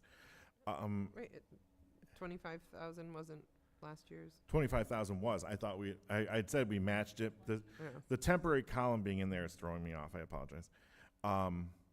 The 25,000 is what we gave them last year. We gave them 20,000 this year. The request was for 24,427. We, like I said, built in the money at 20 and then tried to maneuver stuff around to get where we thought we'd get the most bang for our buck. There were a lot of changes to the systems last year with healthcare, and there's less changes this year. So we felt like if we got them close to their number, that would be better than not delivering what we could, but not delivering their entire budget. Very few have get their entire request.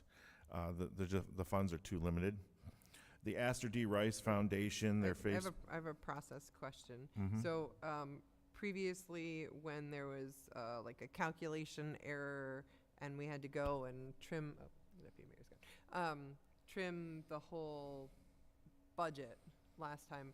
I think Councilman Kavanaugh brought up the fact that for some organizations, if you just do a flat cut across everyone, even though it seems fair, that'll make it so they can't actually do the thing that they're proposing, versus other organizations where it's like, okay, well, we'll just serve 5 less people, or what, you know. So do you go back to the organization when you're coming in under their request to say, like, are you still going to be able to do the thing if we don't give you No. the full request? You do not. Okay. We do not go back to each one of them because very rarely do we actually get them their full request.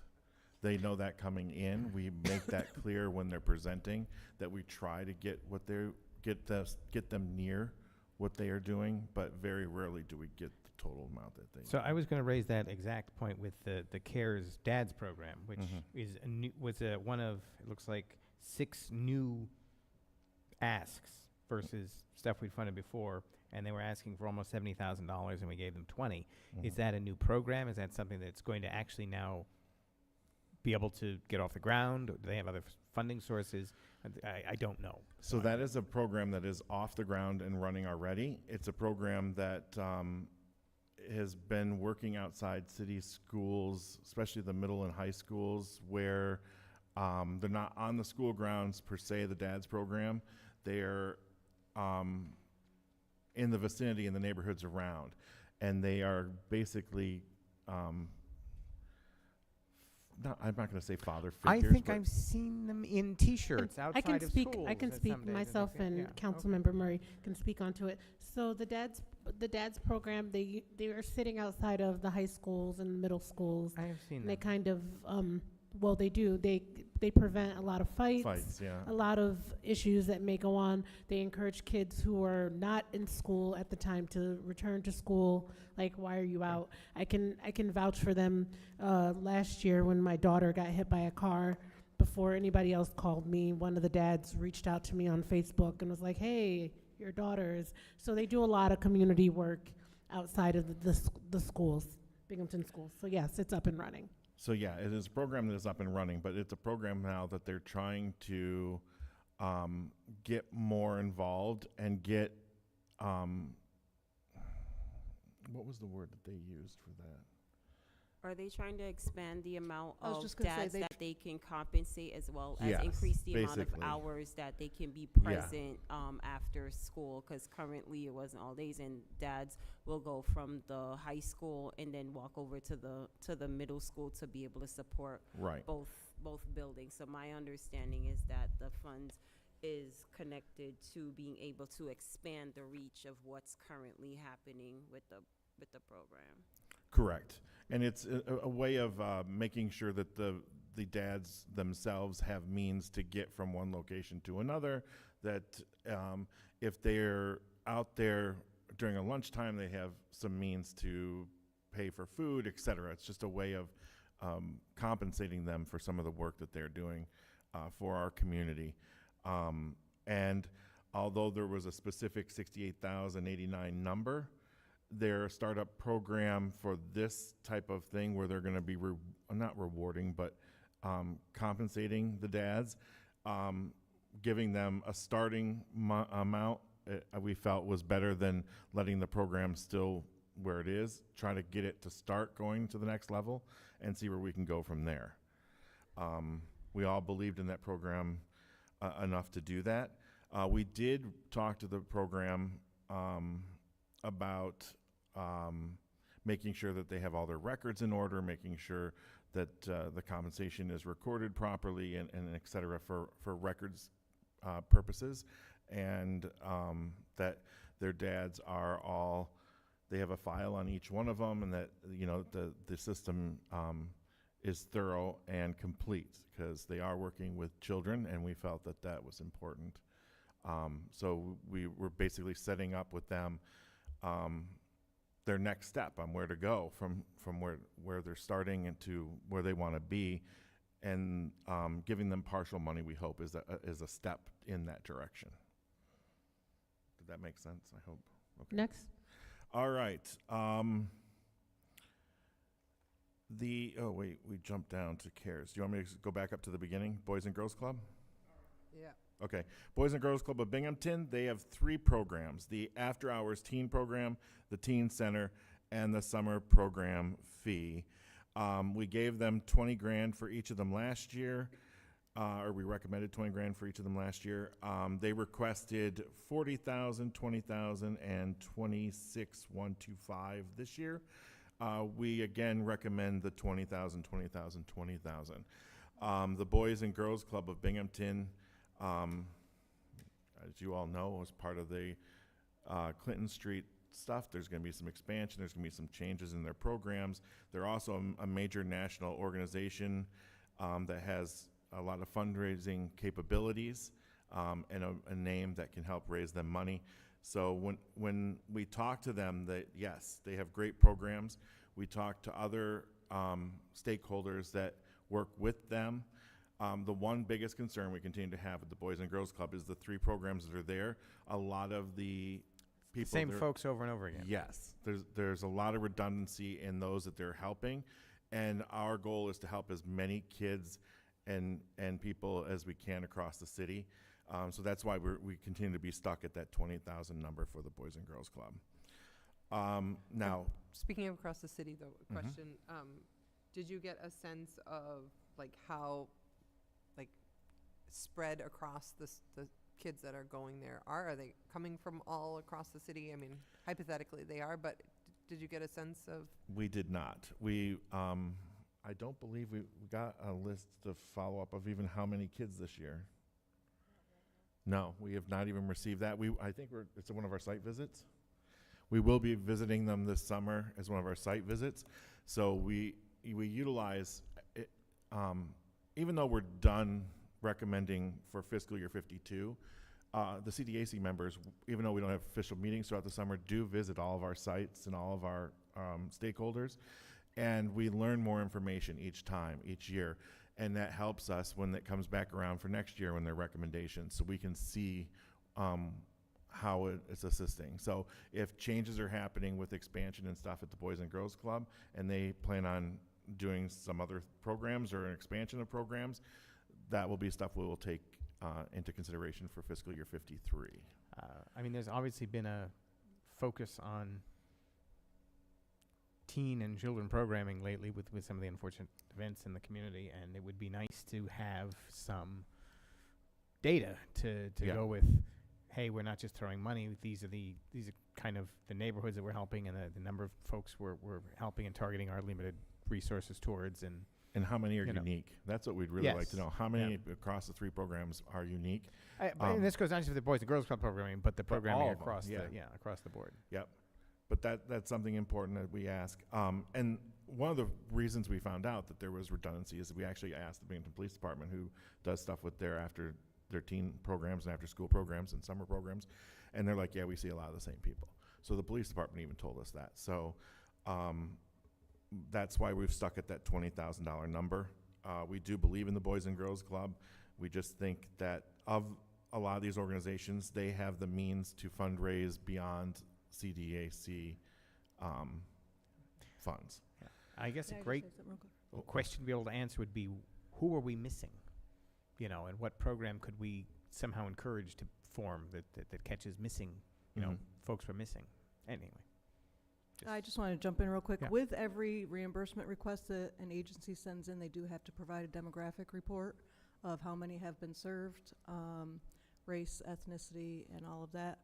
Unfortunately, it does not provide names, so we don't know, if it is the same for each program, the kids' names. All right. The Broome County Urban League, the Attain Technology Center. Again, I briefly spoke about that before. This is their lease. It's physically the lease amount that we have offered forward every year that I've been on CDAC. The Broome County Urban Leagues. Is there reporting on who's using their equipment there? The Attain Lab, we did not get. I wasn't here for that Again, one. they have to provide a demographic report as well. They just don't provide names, but it does say how many have used the facilities. but no specific names. Thanks. So, at that specific meeting that Attain was at, I was not. I was in Florida dealing with a family death. But all my other committee members wanted to maintain that, and that their numbers have been consistently growing again since the lab was closed for COVID. So that was one of the things pre-COVID, and then post-COVID, we were paying the least, but the numbers were down. The numbers have been growing again, so we were encouraged by that. Are we able to change the form, or like to add, for example, just like the district that they're from, so that we have some sense of how people are spread out across the city without having their address or their name or anything, just to get some sort of ability to visualize who we're I serving. can do that for the future. I Yeah. can go through the form now, or not right now, but when I get home, and then email it all back to you.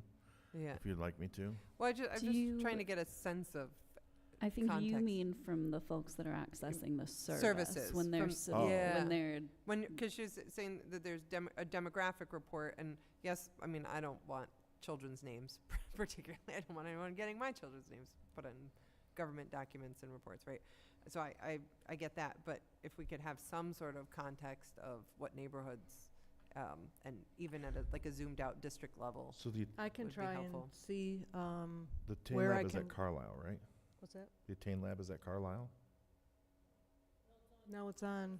Yes. North Street now. Yeah, North Yes. Street, sorry. Okay. I can look What- about seeing how I can revamp the demographic report to maybe just include what district, or do you want something do you that want isn't the gonna trigger district, or do people. you want like north Yeah. side, east side, south side, west side? Yeah, I mean, yeah. okay. Something if like that it's could be helpful. I would recommend not by district, like not asking folks that are accessing the service which district they're in, because most won't know. Great. So just What side of town do you live East in? side, west side, north side, that would be. And I was just gonna say something, because I have to leave shortly, so Rebecca, if you could finish. But I am suggesting maybe after questions, we could have a follow-up meeting, like kind of if anybody else has any questions, maybe it could be via Zoom, like a committee meeting, if that's okay with you guys, if anybody else has any other questions. You can still go on, but I was just thinking that in my head before I leave. That's fine. Okay. I'm Are okay you with that. thinking you're thinking high level here, more in depth at a committee meeting? Yes. Okay. Yeah, so like he can get over it, because if not, it'll take forever. But if anybody has any other questions, like a more, like a study, we could do that in a committee meeting.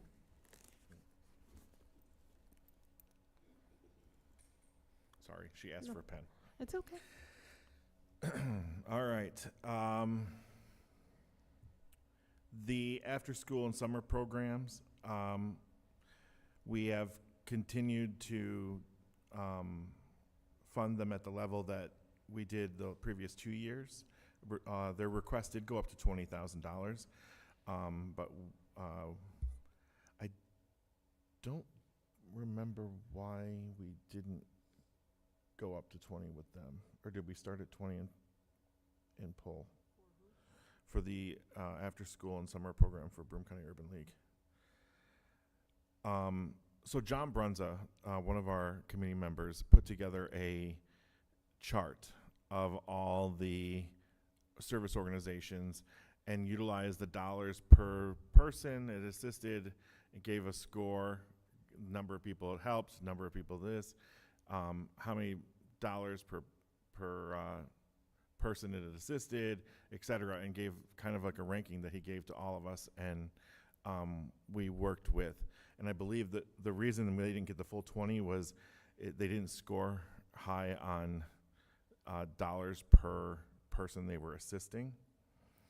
And that we were concerned that a lot of the people, or not a lot of the people, but some of the people who were utilizing the after-school program we knew were not city residents, so only a percentage of who they were helping, the money would actually be able to assist, because there were only so many are city residents. CARES Backpack Program, they requested $25,935.66, up significantly from the past. We had previously given them 10.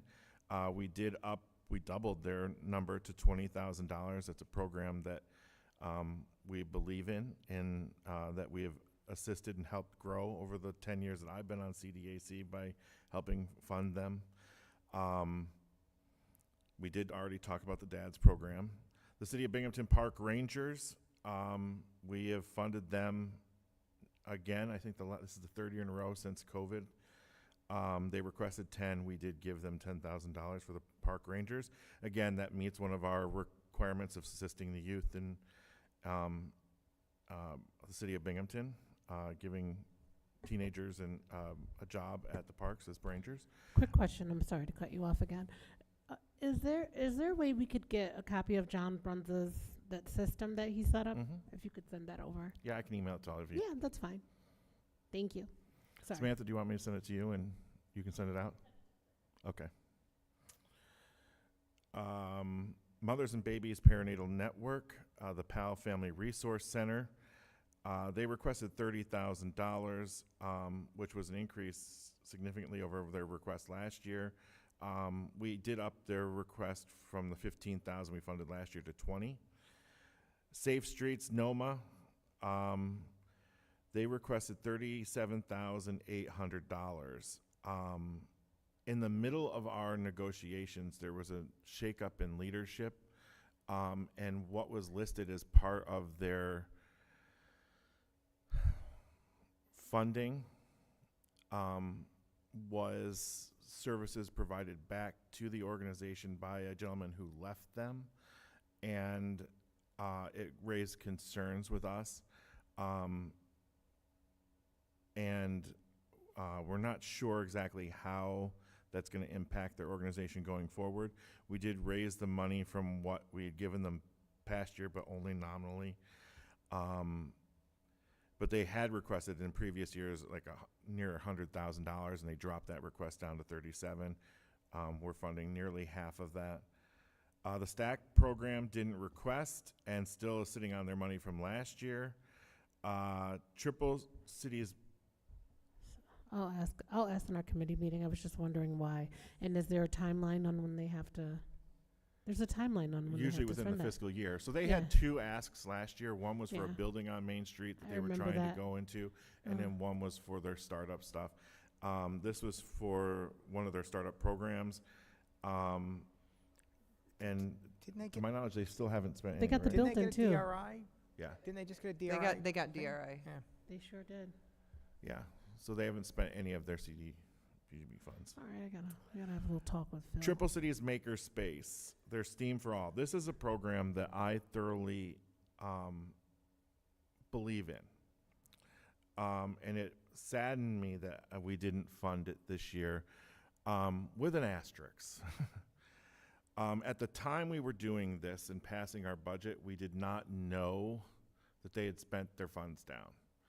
We had previous reports. We get updates every so often, and their first report was they hadn't even spent all of 51 yet, or 50. And then Shannon was trying to hunt them down for receipts. They finally got their 50 stuff in, and then it took them till basically the day before we were voting to turn in stuff for 51, and at that point we weren't sure if it was spending all of it down or not. And the gentleman who's been running it has been not well, and the people who were assisting put a great presentation together, a very good presentation, and I believe in this program, and I will probably donate my own personal funds to them. But a lot of the stuff they were promoting to us that they were helping with, that the current people are doing, was less hands-on in our neighborhood, more outreach. But they were programs and things outside the City of Binghamton. Stuff at BU, stuff at BCC, stuff at high schools and out in the suburbs. There was stuff in town, but not like they had previously presented to us. Okay. And it was a great packet. But we were concerned that giving them assistance this year when their leadership was in a shakeup, and their presentation was so outside the City of Binghamton, that we would be assisting people outside the city when our funds need to be more detailed to residents of the City of Binghamton, especially in the north side, Center City North Side corridor. But if this is one of those where now that we know they have spent down their funds, our vote might have changed, and this is something that you, City Council, can make changes, and if you believe in your district or in those things, maybe throw them some funds. No, well, that's good. You know, we only can give you our recommendations with the information we know at the time that we are voting, and we find out stuff afterwards. All right, let's see, next up, Vines, Grow Binghamton. We have given them $10,000 the previous 3 years. They requested $45,000 this year. We doubled our number to 20. They are a fantastic program, but they also have tremendous fundraising capabilities. So we're hopeful that this can be a seed fund to keep them going and growing in Binghamton. YMCA Emergency Housing Code Blue did not request funds. The HCA pre-vocational training requested $12,500. Did they not present? They did present? I'm blanking on why we didn't fund them. Let me look at his thing here quickly. Oh, I don't have internet. I can't give you John's thing right now because I don't have internet. But the numbers were not good on the number of people assisting per the dollars requested. For which program? HCA, the pre-vocational training space. Okay. Salvation Army, the hygiene pantry, requested $17,250. We funded them with $10,000. Then there was a request for $110,451.50 from the Southern Door Community Land Trust, the home program. This was one where, Councilman Kavanaugh, where you say, you know, you have a big ask. If we give you a little bit, is it going to help you? And this was one of those ones where we felt that our $10,000 or whatever dollars we could have given them was going to not make what they need, not assist in any way of meeting that goal, and that thus did not fund their program. Achieve summer program fee, $10,000 they requested. Achieve, this was the one where their fundraising was in the millions. And based on their fundraising goals recently, the committee said that they have the means to reach out to the community, and that with the limited pot of funds that we have, that we weren't going to fund them this year. Fairview Intensive Care Navigator, $55,000. We gave them recommended 30 last year. I think it ended up being like 26.7. We recommended 25,000 this year. This was a last-minute entry. They had not completed their paperwork timely and came in late in our process, and we weren't going to fund them, but then they came and made their pitch and told us the changes in their programs and things that are going on, and we felt like we needed to help them push in their new direction. Remind me, is this funding like half a position, and money was coming from somewhere else for another half of a position? Yes. Okay. I think you were sitting in the audience that day when they presented. I might have been. Yeah. Okay. Right over there. So they have the other half of the funding? I believe so. They had a bunch of funding because the positions are changing. Okay. So they were not sure of how many positions there was going to be. So the 55,000 total was the original position. So are they, I mean, on that kind of dollars per person served metric, are they seem to meet that? So they're one of those programs that has multiple stages, and their first stage is fantastic. They talk about it all the time. They sell it to us when they're here. It's a second stage where there's less, not accountability, but less true metrics of success. And that's where we hesitate on totally funding them because as their program is in transition, they're opening up a new facility up there, and people who usually went out on their own after the program and then had this counselor watching after them, some of them are going to now move into transitional, I guess, which will change the positions, which is another reason why we didn't fund fully. All right, so that's services. And again, I will get you John's matrix. Oh, wow, this is Just keep in small. mind, again, those are just John's. That's what he comes up with on his own. We have the adjustments we made in the meeting. I'll try to get you the adjustments. We did go through his list and then make adjustments based on stuff that was going on. So, but we all signed off, and pretty much, I think it was unanimous when we said, do we want to enter his stuff into the record? It was unanimous because we all believed thoroughly in the work that he did on that. Oh, you might not have been. That was the last meeting. Yeah. Okay. This is really small print. I apologize. I'm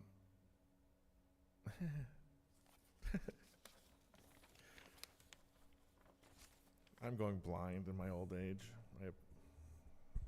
Okay, here we go.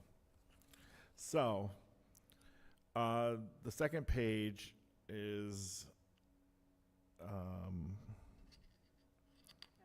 capital projects, and the agencies are to the left, starting with the Family Enrichment Network.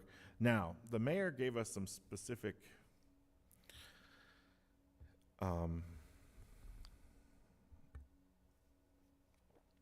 guidance, suggestions Strong that we suggestions. don't just continually fund little things that help little groups of people and try to fund things that advance more and affect more people's lives in the city of Binghamton. Like stop paving back parking lots of a business and stop paving, doing an elevator or whatever. So there were some things that just the sheer number, the request basically made it pointless for us to even try because we couldn't assist them in the numbers they needed anyway. The Family Enrichment Network elevator is $224,000. We learned in that process that they received funding elsewhere, so we did not fund them. From us. We did Yeah, that. you guys funded that. The Broome County Council of Churches, the Ramp It Up Youth Initiative, $25,000. They still have all their fiscal one funding from previous years, so if they're not spending what they've already been given, we weren't going to prioritize them for funding going forward. First Ward Action Council, and this is where I was talking about before with their home repairs for seniors. They come and talk to us every year, and they tell us, how many people they can assist in that construction season. And they still have funding now available from the last 2 fiscal years. So they have a contractor bottleneck, not a customer bottleneck, right? A little both. They had a hesitation where they thought that the CBGB funds were going to disappear, and they didn't want to do work that they weren't going to get reimbursed for. So they had a fear, and they stopped. And then they started again, and then they stopped again over asbestos, and then they have a contractor back up. So there's been a whole bunch of things, but the reality is they can't do more work than they already have funding for this current fiscal year. So hopefully during this summer they can spend down their previous years, and then next year we can give them funding again for fiscal year 53 if they request funds. But we want them to spend down the previous 2 years before they spend any further. Phelps Mansion roof replacement. I can't see the number. 57,866, I think it says. We didn't fund them because we felt that they were an organization that's considered more of a destination, like a high-priced wedding venue now in the back rooms, and they're part of the organization. Although they're very educational, they are a tourist facility that could raise funds elsewhere with donors and et cetera. Roberson Museum, basically the same thing. AVRE, their HVAC, they told us how much each different unit cost and how they could assist and what it would be with, so we gave them enough to, I think it was to fix one set of their HVAC units. Or we recommend that you give money to fix one. The Discovery Center is another one of those organizations where we said it is it sits different. The building is a regional destination for tourism and have major corporate sponsors and things beyond what they just do in services. So we were hopeful that some of their work would come. And they also said they were working on other grants to get that covered. So we were hopeful that they would find those other grants or donors that would cover their stuff. It's also ultimately a city building, though. Did that come up in discussion at all? That didn't, but they did say that they were a regional destination and that they actually weren't even sure if they were eligible for the funds in the specific building. And I'm not sure if that's because they're a city-owned building. I'm not sure. I don't know. Let's see, ACBC, 2 parking lots. We weren't going to be able to fund them towards what they wanted, so we did not fund the parking lots. The first congressional parking lot at the church there at 30 Main. Now, this is one of those services or places where we felt, although it's a backside lot to the church, it is a facility that is utilized by so many, including overflow for the next door ACA, their own services, their own things. The NOMA Community Center is there. They have their weekly food meals and things where people park and pull in there. So we felt that that was one that was helping multiple organizations that assist and broaden the lives of more people here in the city of Binghamton. So that lot we assisted with. The American Legion roof replacement. Last year we had a successful tweak of their roofs, I'm going to call it. We requested that you, or recommended that you fix parts of the roof.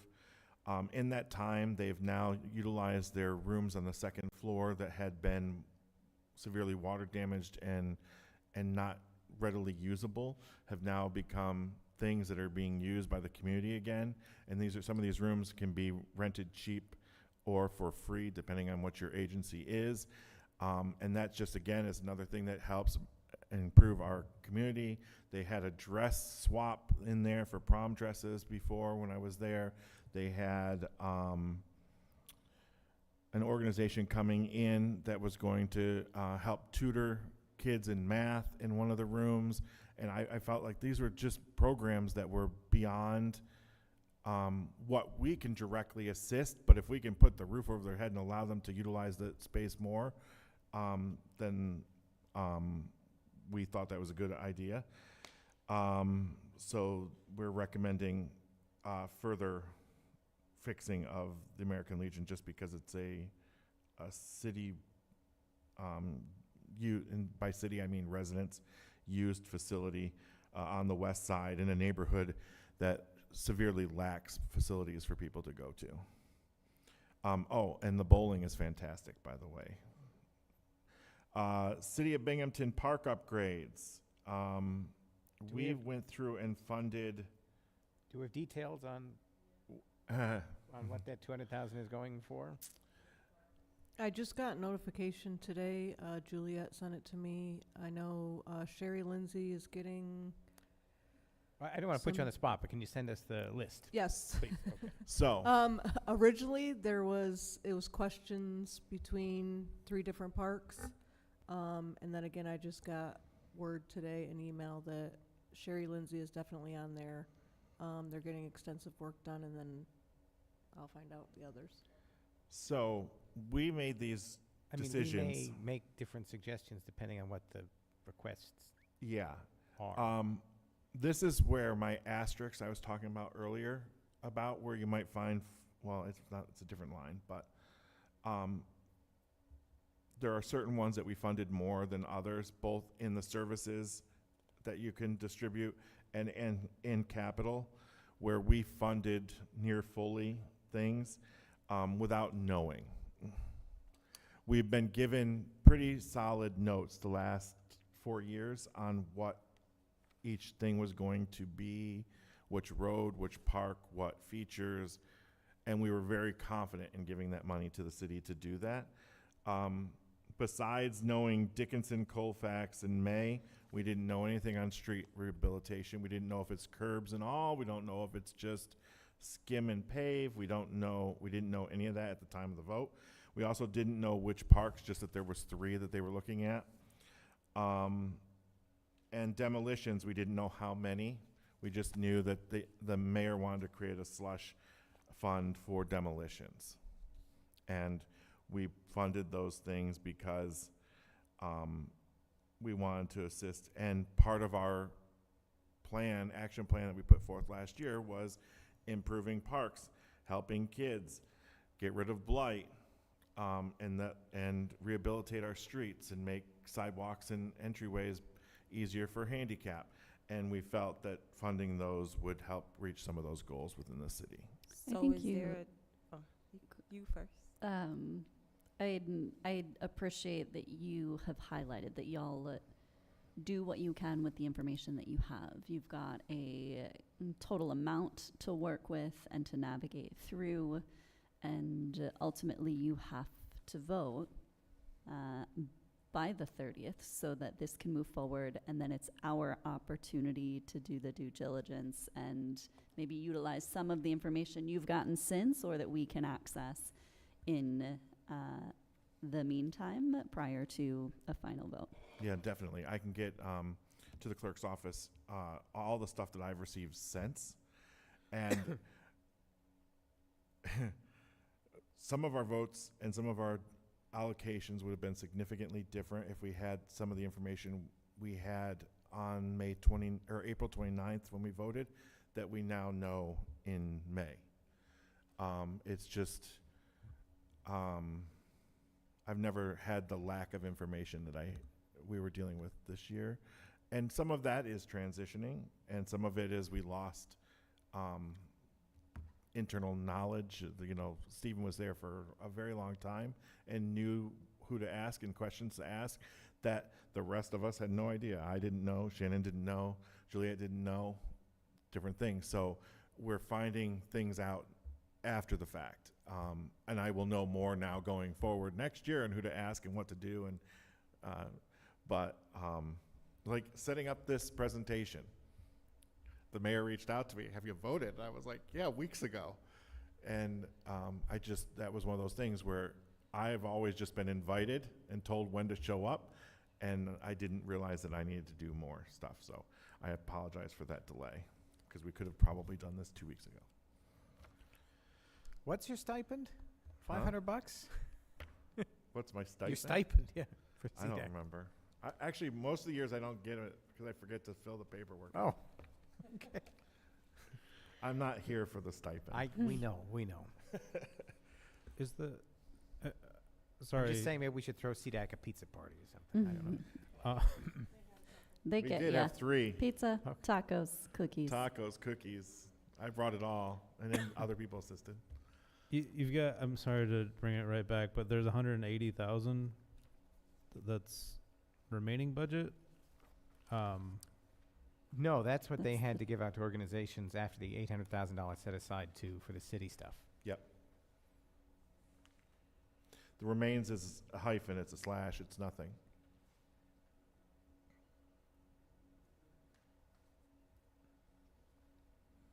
So the blue down at the bottom, the set 100 aside. 100,000 American Legion, 30,000 First Congressional, 50,000 AVRE, I think it is the 180,000 that we had for community, and then the rest is set aside for city.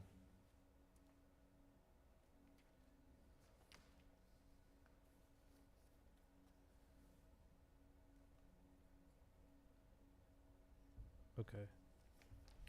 Now, on our ESG,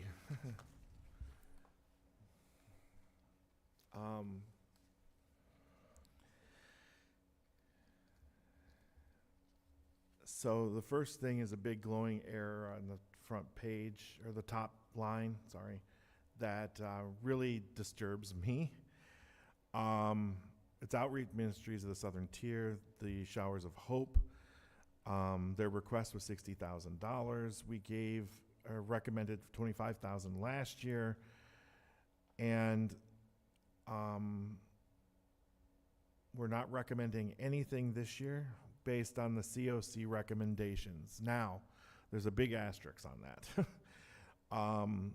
Part of the application process requires a letter of approval from the COC, and things got crossed in, I don't know, emails, conversations, whatever. That original letter did not get to us to be included in the packet, so Showers of Hope Outreach Ministries were not included in, because it wasn't a complete a packet, was not included in the applications to COC for review. And COC then reviewed without the Outreach Ministries of the Southern Tier, thus giving them no money. They must have that letter for an application to be complete.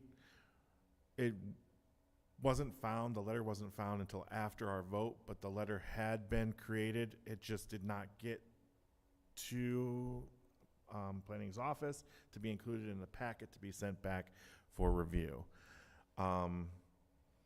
We've already recommended based on the numbers from the COC,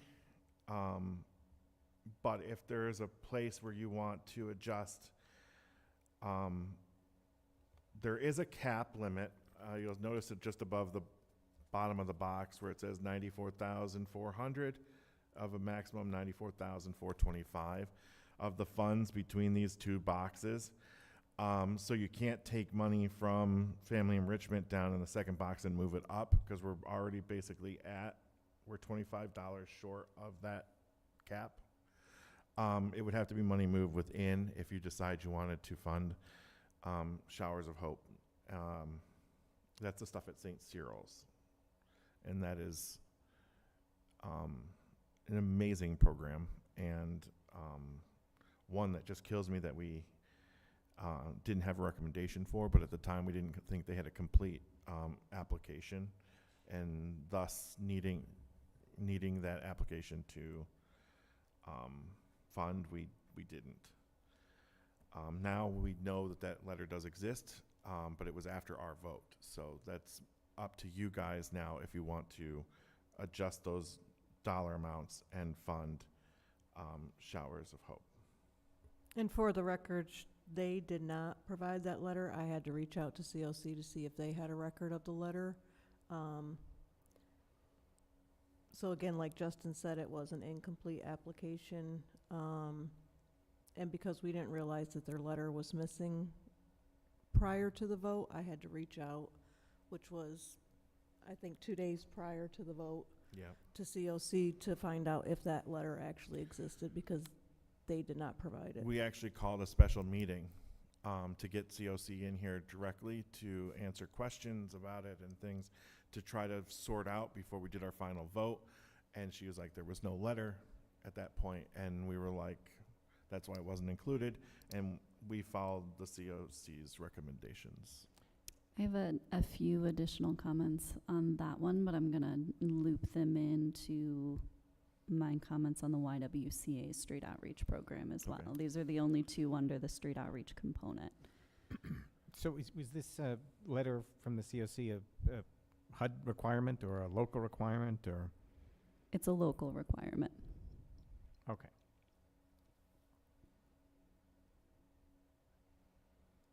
I'm just, if we make a change, we're not running afoul of something. What's that? If we make a change, we're not running afoul of some federal regulation of some sort. Well, the letter does exist. But the letter does exist. Yeah. Okay. So basically, it So does it exist. doesn't It matter. was found and just didn't properly get forwarded to us to be part of the packet to be then sent to COC for I did reach review. I did reach out to Joe Carpenter and just haven't heard back. Joe submitted the application, works with Showers of Hope and the Outreach Ministries team. I am curious what their absolute, again, not everybody gets it. It's in fact rare that everyone gets full funding, but what is their absolute baseline is the number that I reached out to Joe for. I can tell you what our recommendation was what is that? Yeah. Sorry, there was something floating in front of my... I was saying, come on, yeah, sure. Our recommendation before we realized that it wasn't there, because we started working on this before we got the COC recommendations in our hands. And when we were starting it, we basically were looking at last year's funding and making adjustments. So we were going to again give them recommend the $25,000, and we were pulling that $25,000 from the YWCA's emergency housing line, which would have funded them just a little bit more than they got last year, but well under the $78,000 request. That was going to be our adjustment.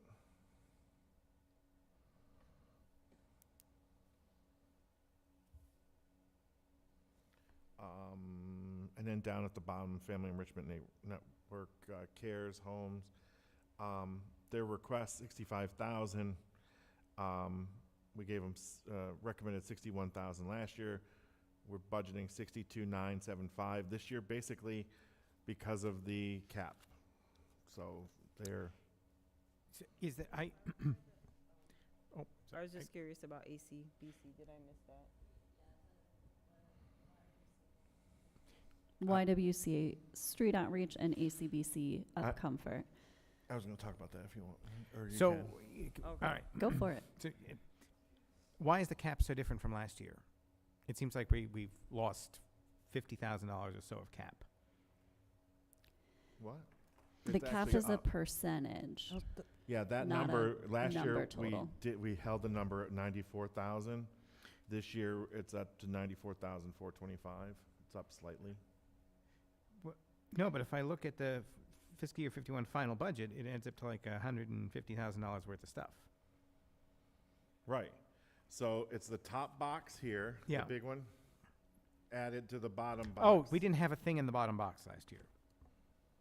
Yeah, we did. And so then that is a federal regulation. So it is federally capped to the street outreach emergency shelter component, and then Rapid housing. and then the rapid rehousing homelessness prevention is a separate. But those have to follow the federal guidelines, and it's a percentage. Yeah, but 25, 35, 45, 55, 100. No, if you add fiscal year 51 final budget of top box stuff, it's well over $100,000. What?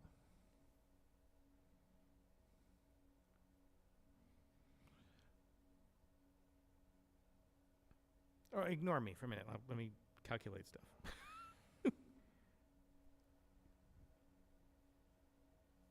Do you want to cover YWACBC? I feel like one of these isn't supposed to be on here.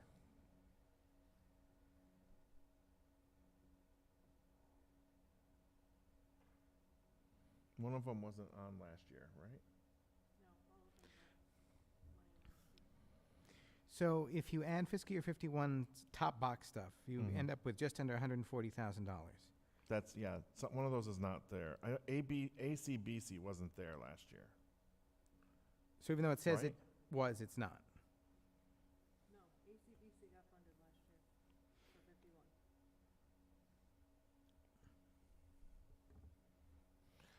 I don't know. We stayed under $94,000 last year. But one of these is not right. This is the same problem we had, and why we found when we were having our session. Because COC didn't have outreach ministries, and we originally didn't have somebody else. Remember? There was something. One of them's in the wrong box. This is the old one. And let me think about why. Anyway, let me finish the funding of this year, and then we'll figure out last year. Okay. But it was under, the cap was under 94,000 last year. And we came in, I want to say, at like 93,000 and change. And then you added the 62 or whatever to it and got the 157. But we didn't fund, this is a program we absolutely adore, we love. They come in, they're very responsive. They give us not only information about their programs, but the other programs that they work with. They're very helpful. The street outreach program from the YWCA, we fund them regularly. The COC says that they have funding that's available to them from NOFO, and that it would be easier for them to get that funding and to fund more the programs that we are funding. And then when the Up Comfort Center, Oops, sorry, can you remind me what NOFO means? It's HUD's notice of funding opportunity. Do you mind if I add a little context to the YW one? So under the new administration, HUD previously did not include street outreach as an eligible program component for COC funding. It's always been relegated to ESG funding. Under the new administration, it is now an active program component of the anticipated notice of funding announcement that will come out by June 1st. So we're just a couple of weeks. This is the first time in recent history that street outreach will be funded through the NOFO. The challenge with the COC's representation of the YW being able to access that funding, however, is there's a gap. So we'll get the NOFO by the end of this month. Awards will be announced in December. That funding won't be available until January 2027. So if the COC recommendation moves forward as is, there's a 6-month funding gap for the YWCA. which we didn't understand at that time. We were under the impression that those numbers would go out in June, that the process would be in the summer, and that funding would be available for them for the fiscal year, not that their fiscal year starts January 1. So that's, again, part of this whole, for this section, if you want to adjust funds, there would need to be a stopgap funding for them, just for the cold winter months, really, of end October, November, December. I did talk to Teresa Bouvier, their chief operating officer, to get their baseline number. And I think the opportunity does exist to transfer out of the emergency housing line down into the street outreach line. And I can share more in committee if we get there. And then changes in the administration again for ACBC does not allow for syringe exchange programs. So we can't fund something that has, and that's our belief that they do. So it's still technically eligible, a harm reduction program like a syringe exchange program, which is a primary component of ACBC's work. However, again, under this administration, they've made very clear that continuums of care should not consider projects that use a harm reduction approach and include specifically syringe exchange programs. The administration and HUD has made clear that they will rate COCs poorly in accessing funding for their annual NOFO, and because it's the COC that makes this recommendation, they'll be held accountable for that. So we chose not to fund in protection of the dollar amounts. The piece to add here, though, is that ACBC is actually going to cease operations of UpComfort at the end of June. So they don't still, I mean, not that I don't want to presume to be speaking for Carmela in this moment, but theoretically, given the timeline of what we funded for United Presbyterian and what the YWCA is moving forward on Doubleday, they shouldn't have the need for these funds. They wouldn't even be issued until after they cease operations. Thank you. This is when she used to deliver her COC recommendations to us, it was just always so enlightening. Not that our current COC people are not fantastic. I just, you know, the wealth of information that you provide when you're explaining things just makes it so easy to follow. All right, any other questions? And I'm still trying, I think regarding Councilman the Kavanaugh. 51 is they had, ACBC had 2 contracts in 51. They had one for 27,000 and some change, and one for 46,000 from previous monies. So again, I just took Steve Carson's number from when he did the 51 budget, so maybe he screwed up and that's supposed to be the 27,000 one. I'm not sure, I can't speak for that, of why it has the 43 there. That's the only thing I can think of. Oh, yeah, because All right. up at the top of the page, too, in the middle of the bracket, the number's not updated for fiscal year 52. It says 90,000. Okay.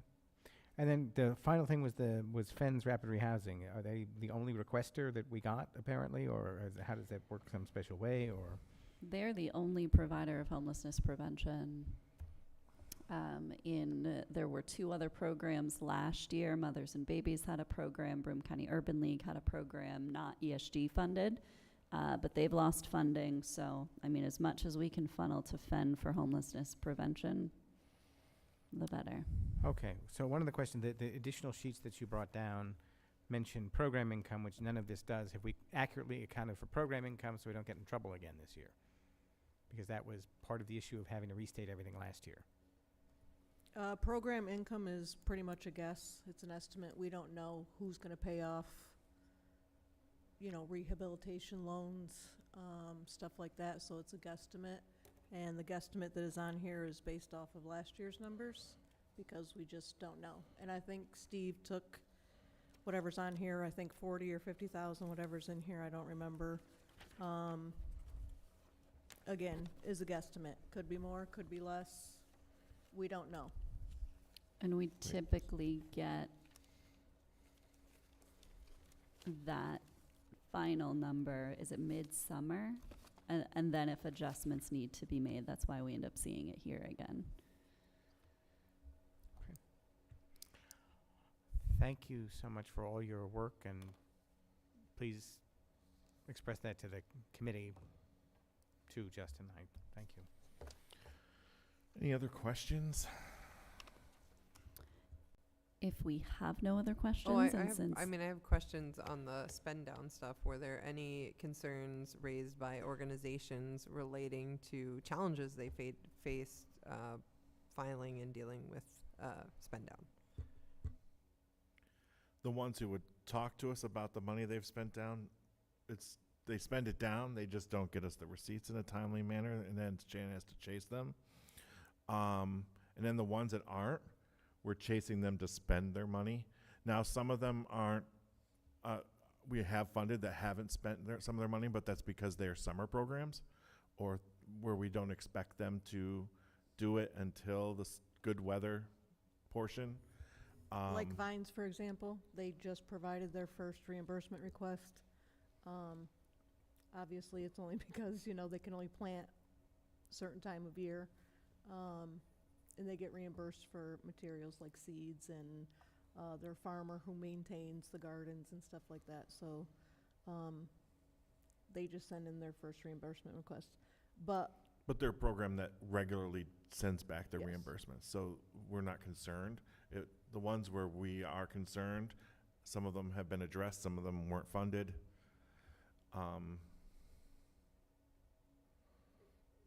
Is the spend down like communicated? Do they really understand what dates the reimbursements need to be in by, or are they told a certain date and that date doesn't line up with the reporting back to you? How does that work in terms of communication on spend down? I think some of it. no, it's very set in stone.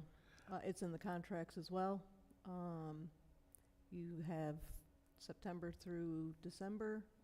First reimbursement request is due by January 15th. Then you have January, February, March, April, January through April 30th, with the second reimbursement request due May 15th. And then you have May through August with the final reimbursement September 15th. So it is, There's a they definite are- schedule. they are notified of this prior. They are told this on the on-site visits, and it is in their I contract. think some of them spend the money and then aren't worried about it until they realize they have a gap and they haven't been reimbursed and it's now the end of their fiscal year, and then they go into panic mode and send in the receipts and different things.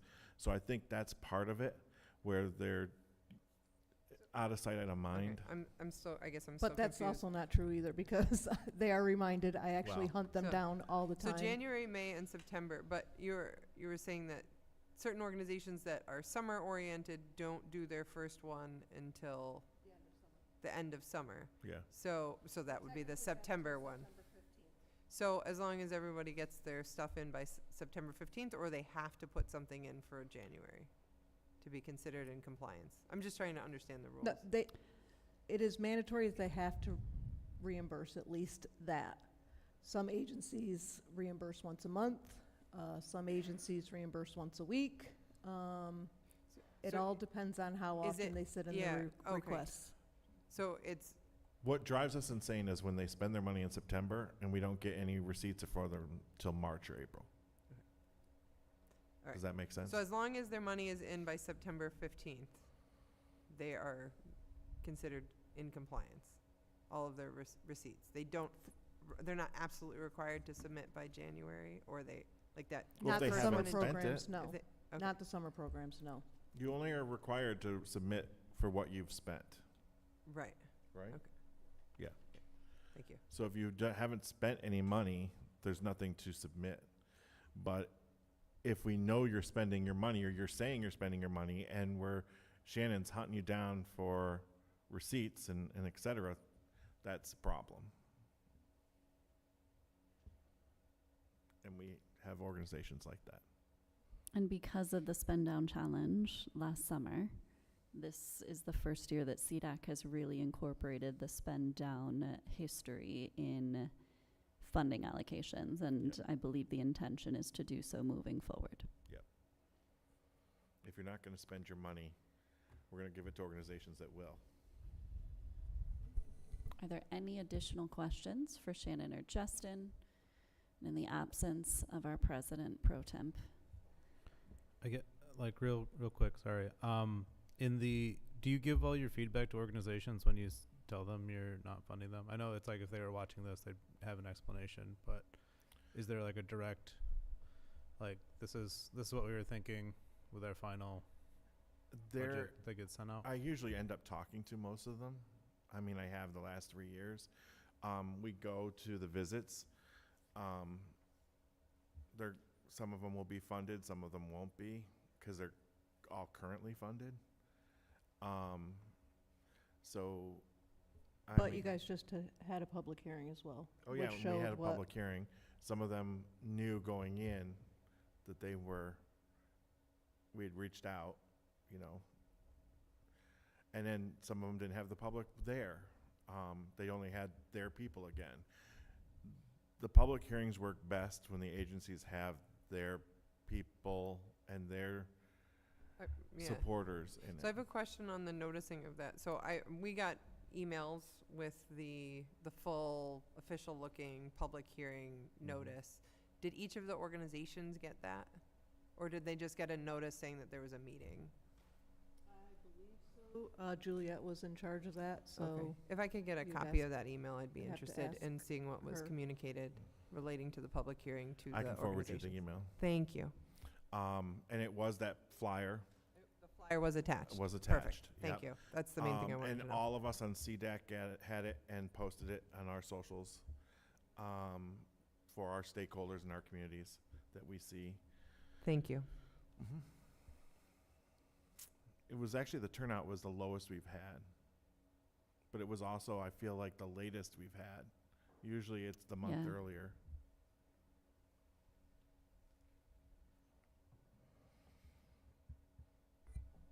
Any other?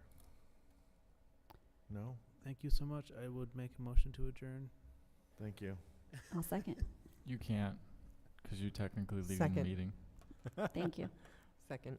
Hadassah seconded. All in favor? Aye. Aye. Thank you.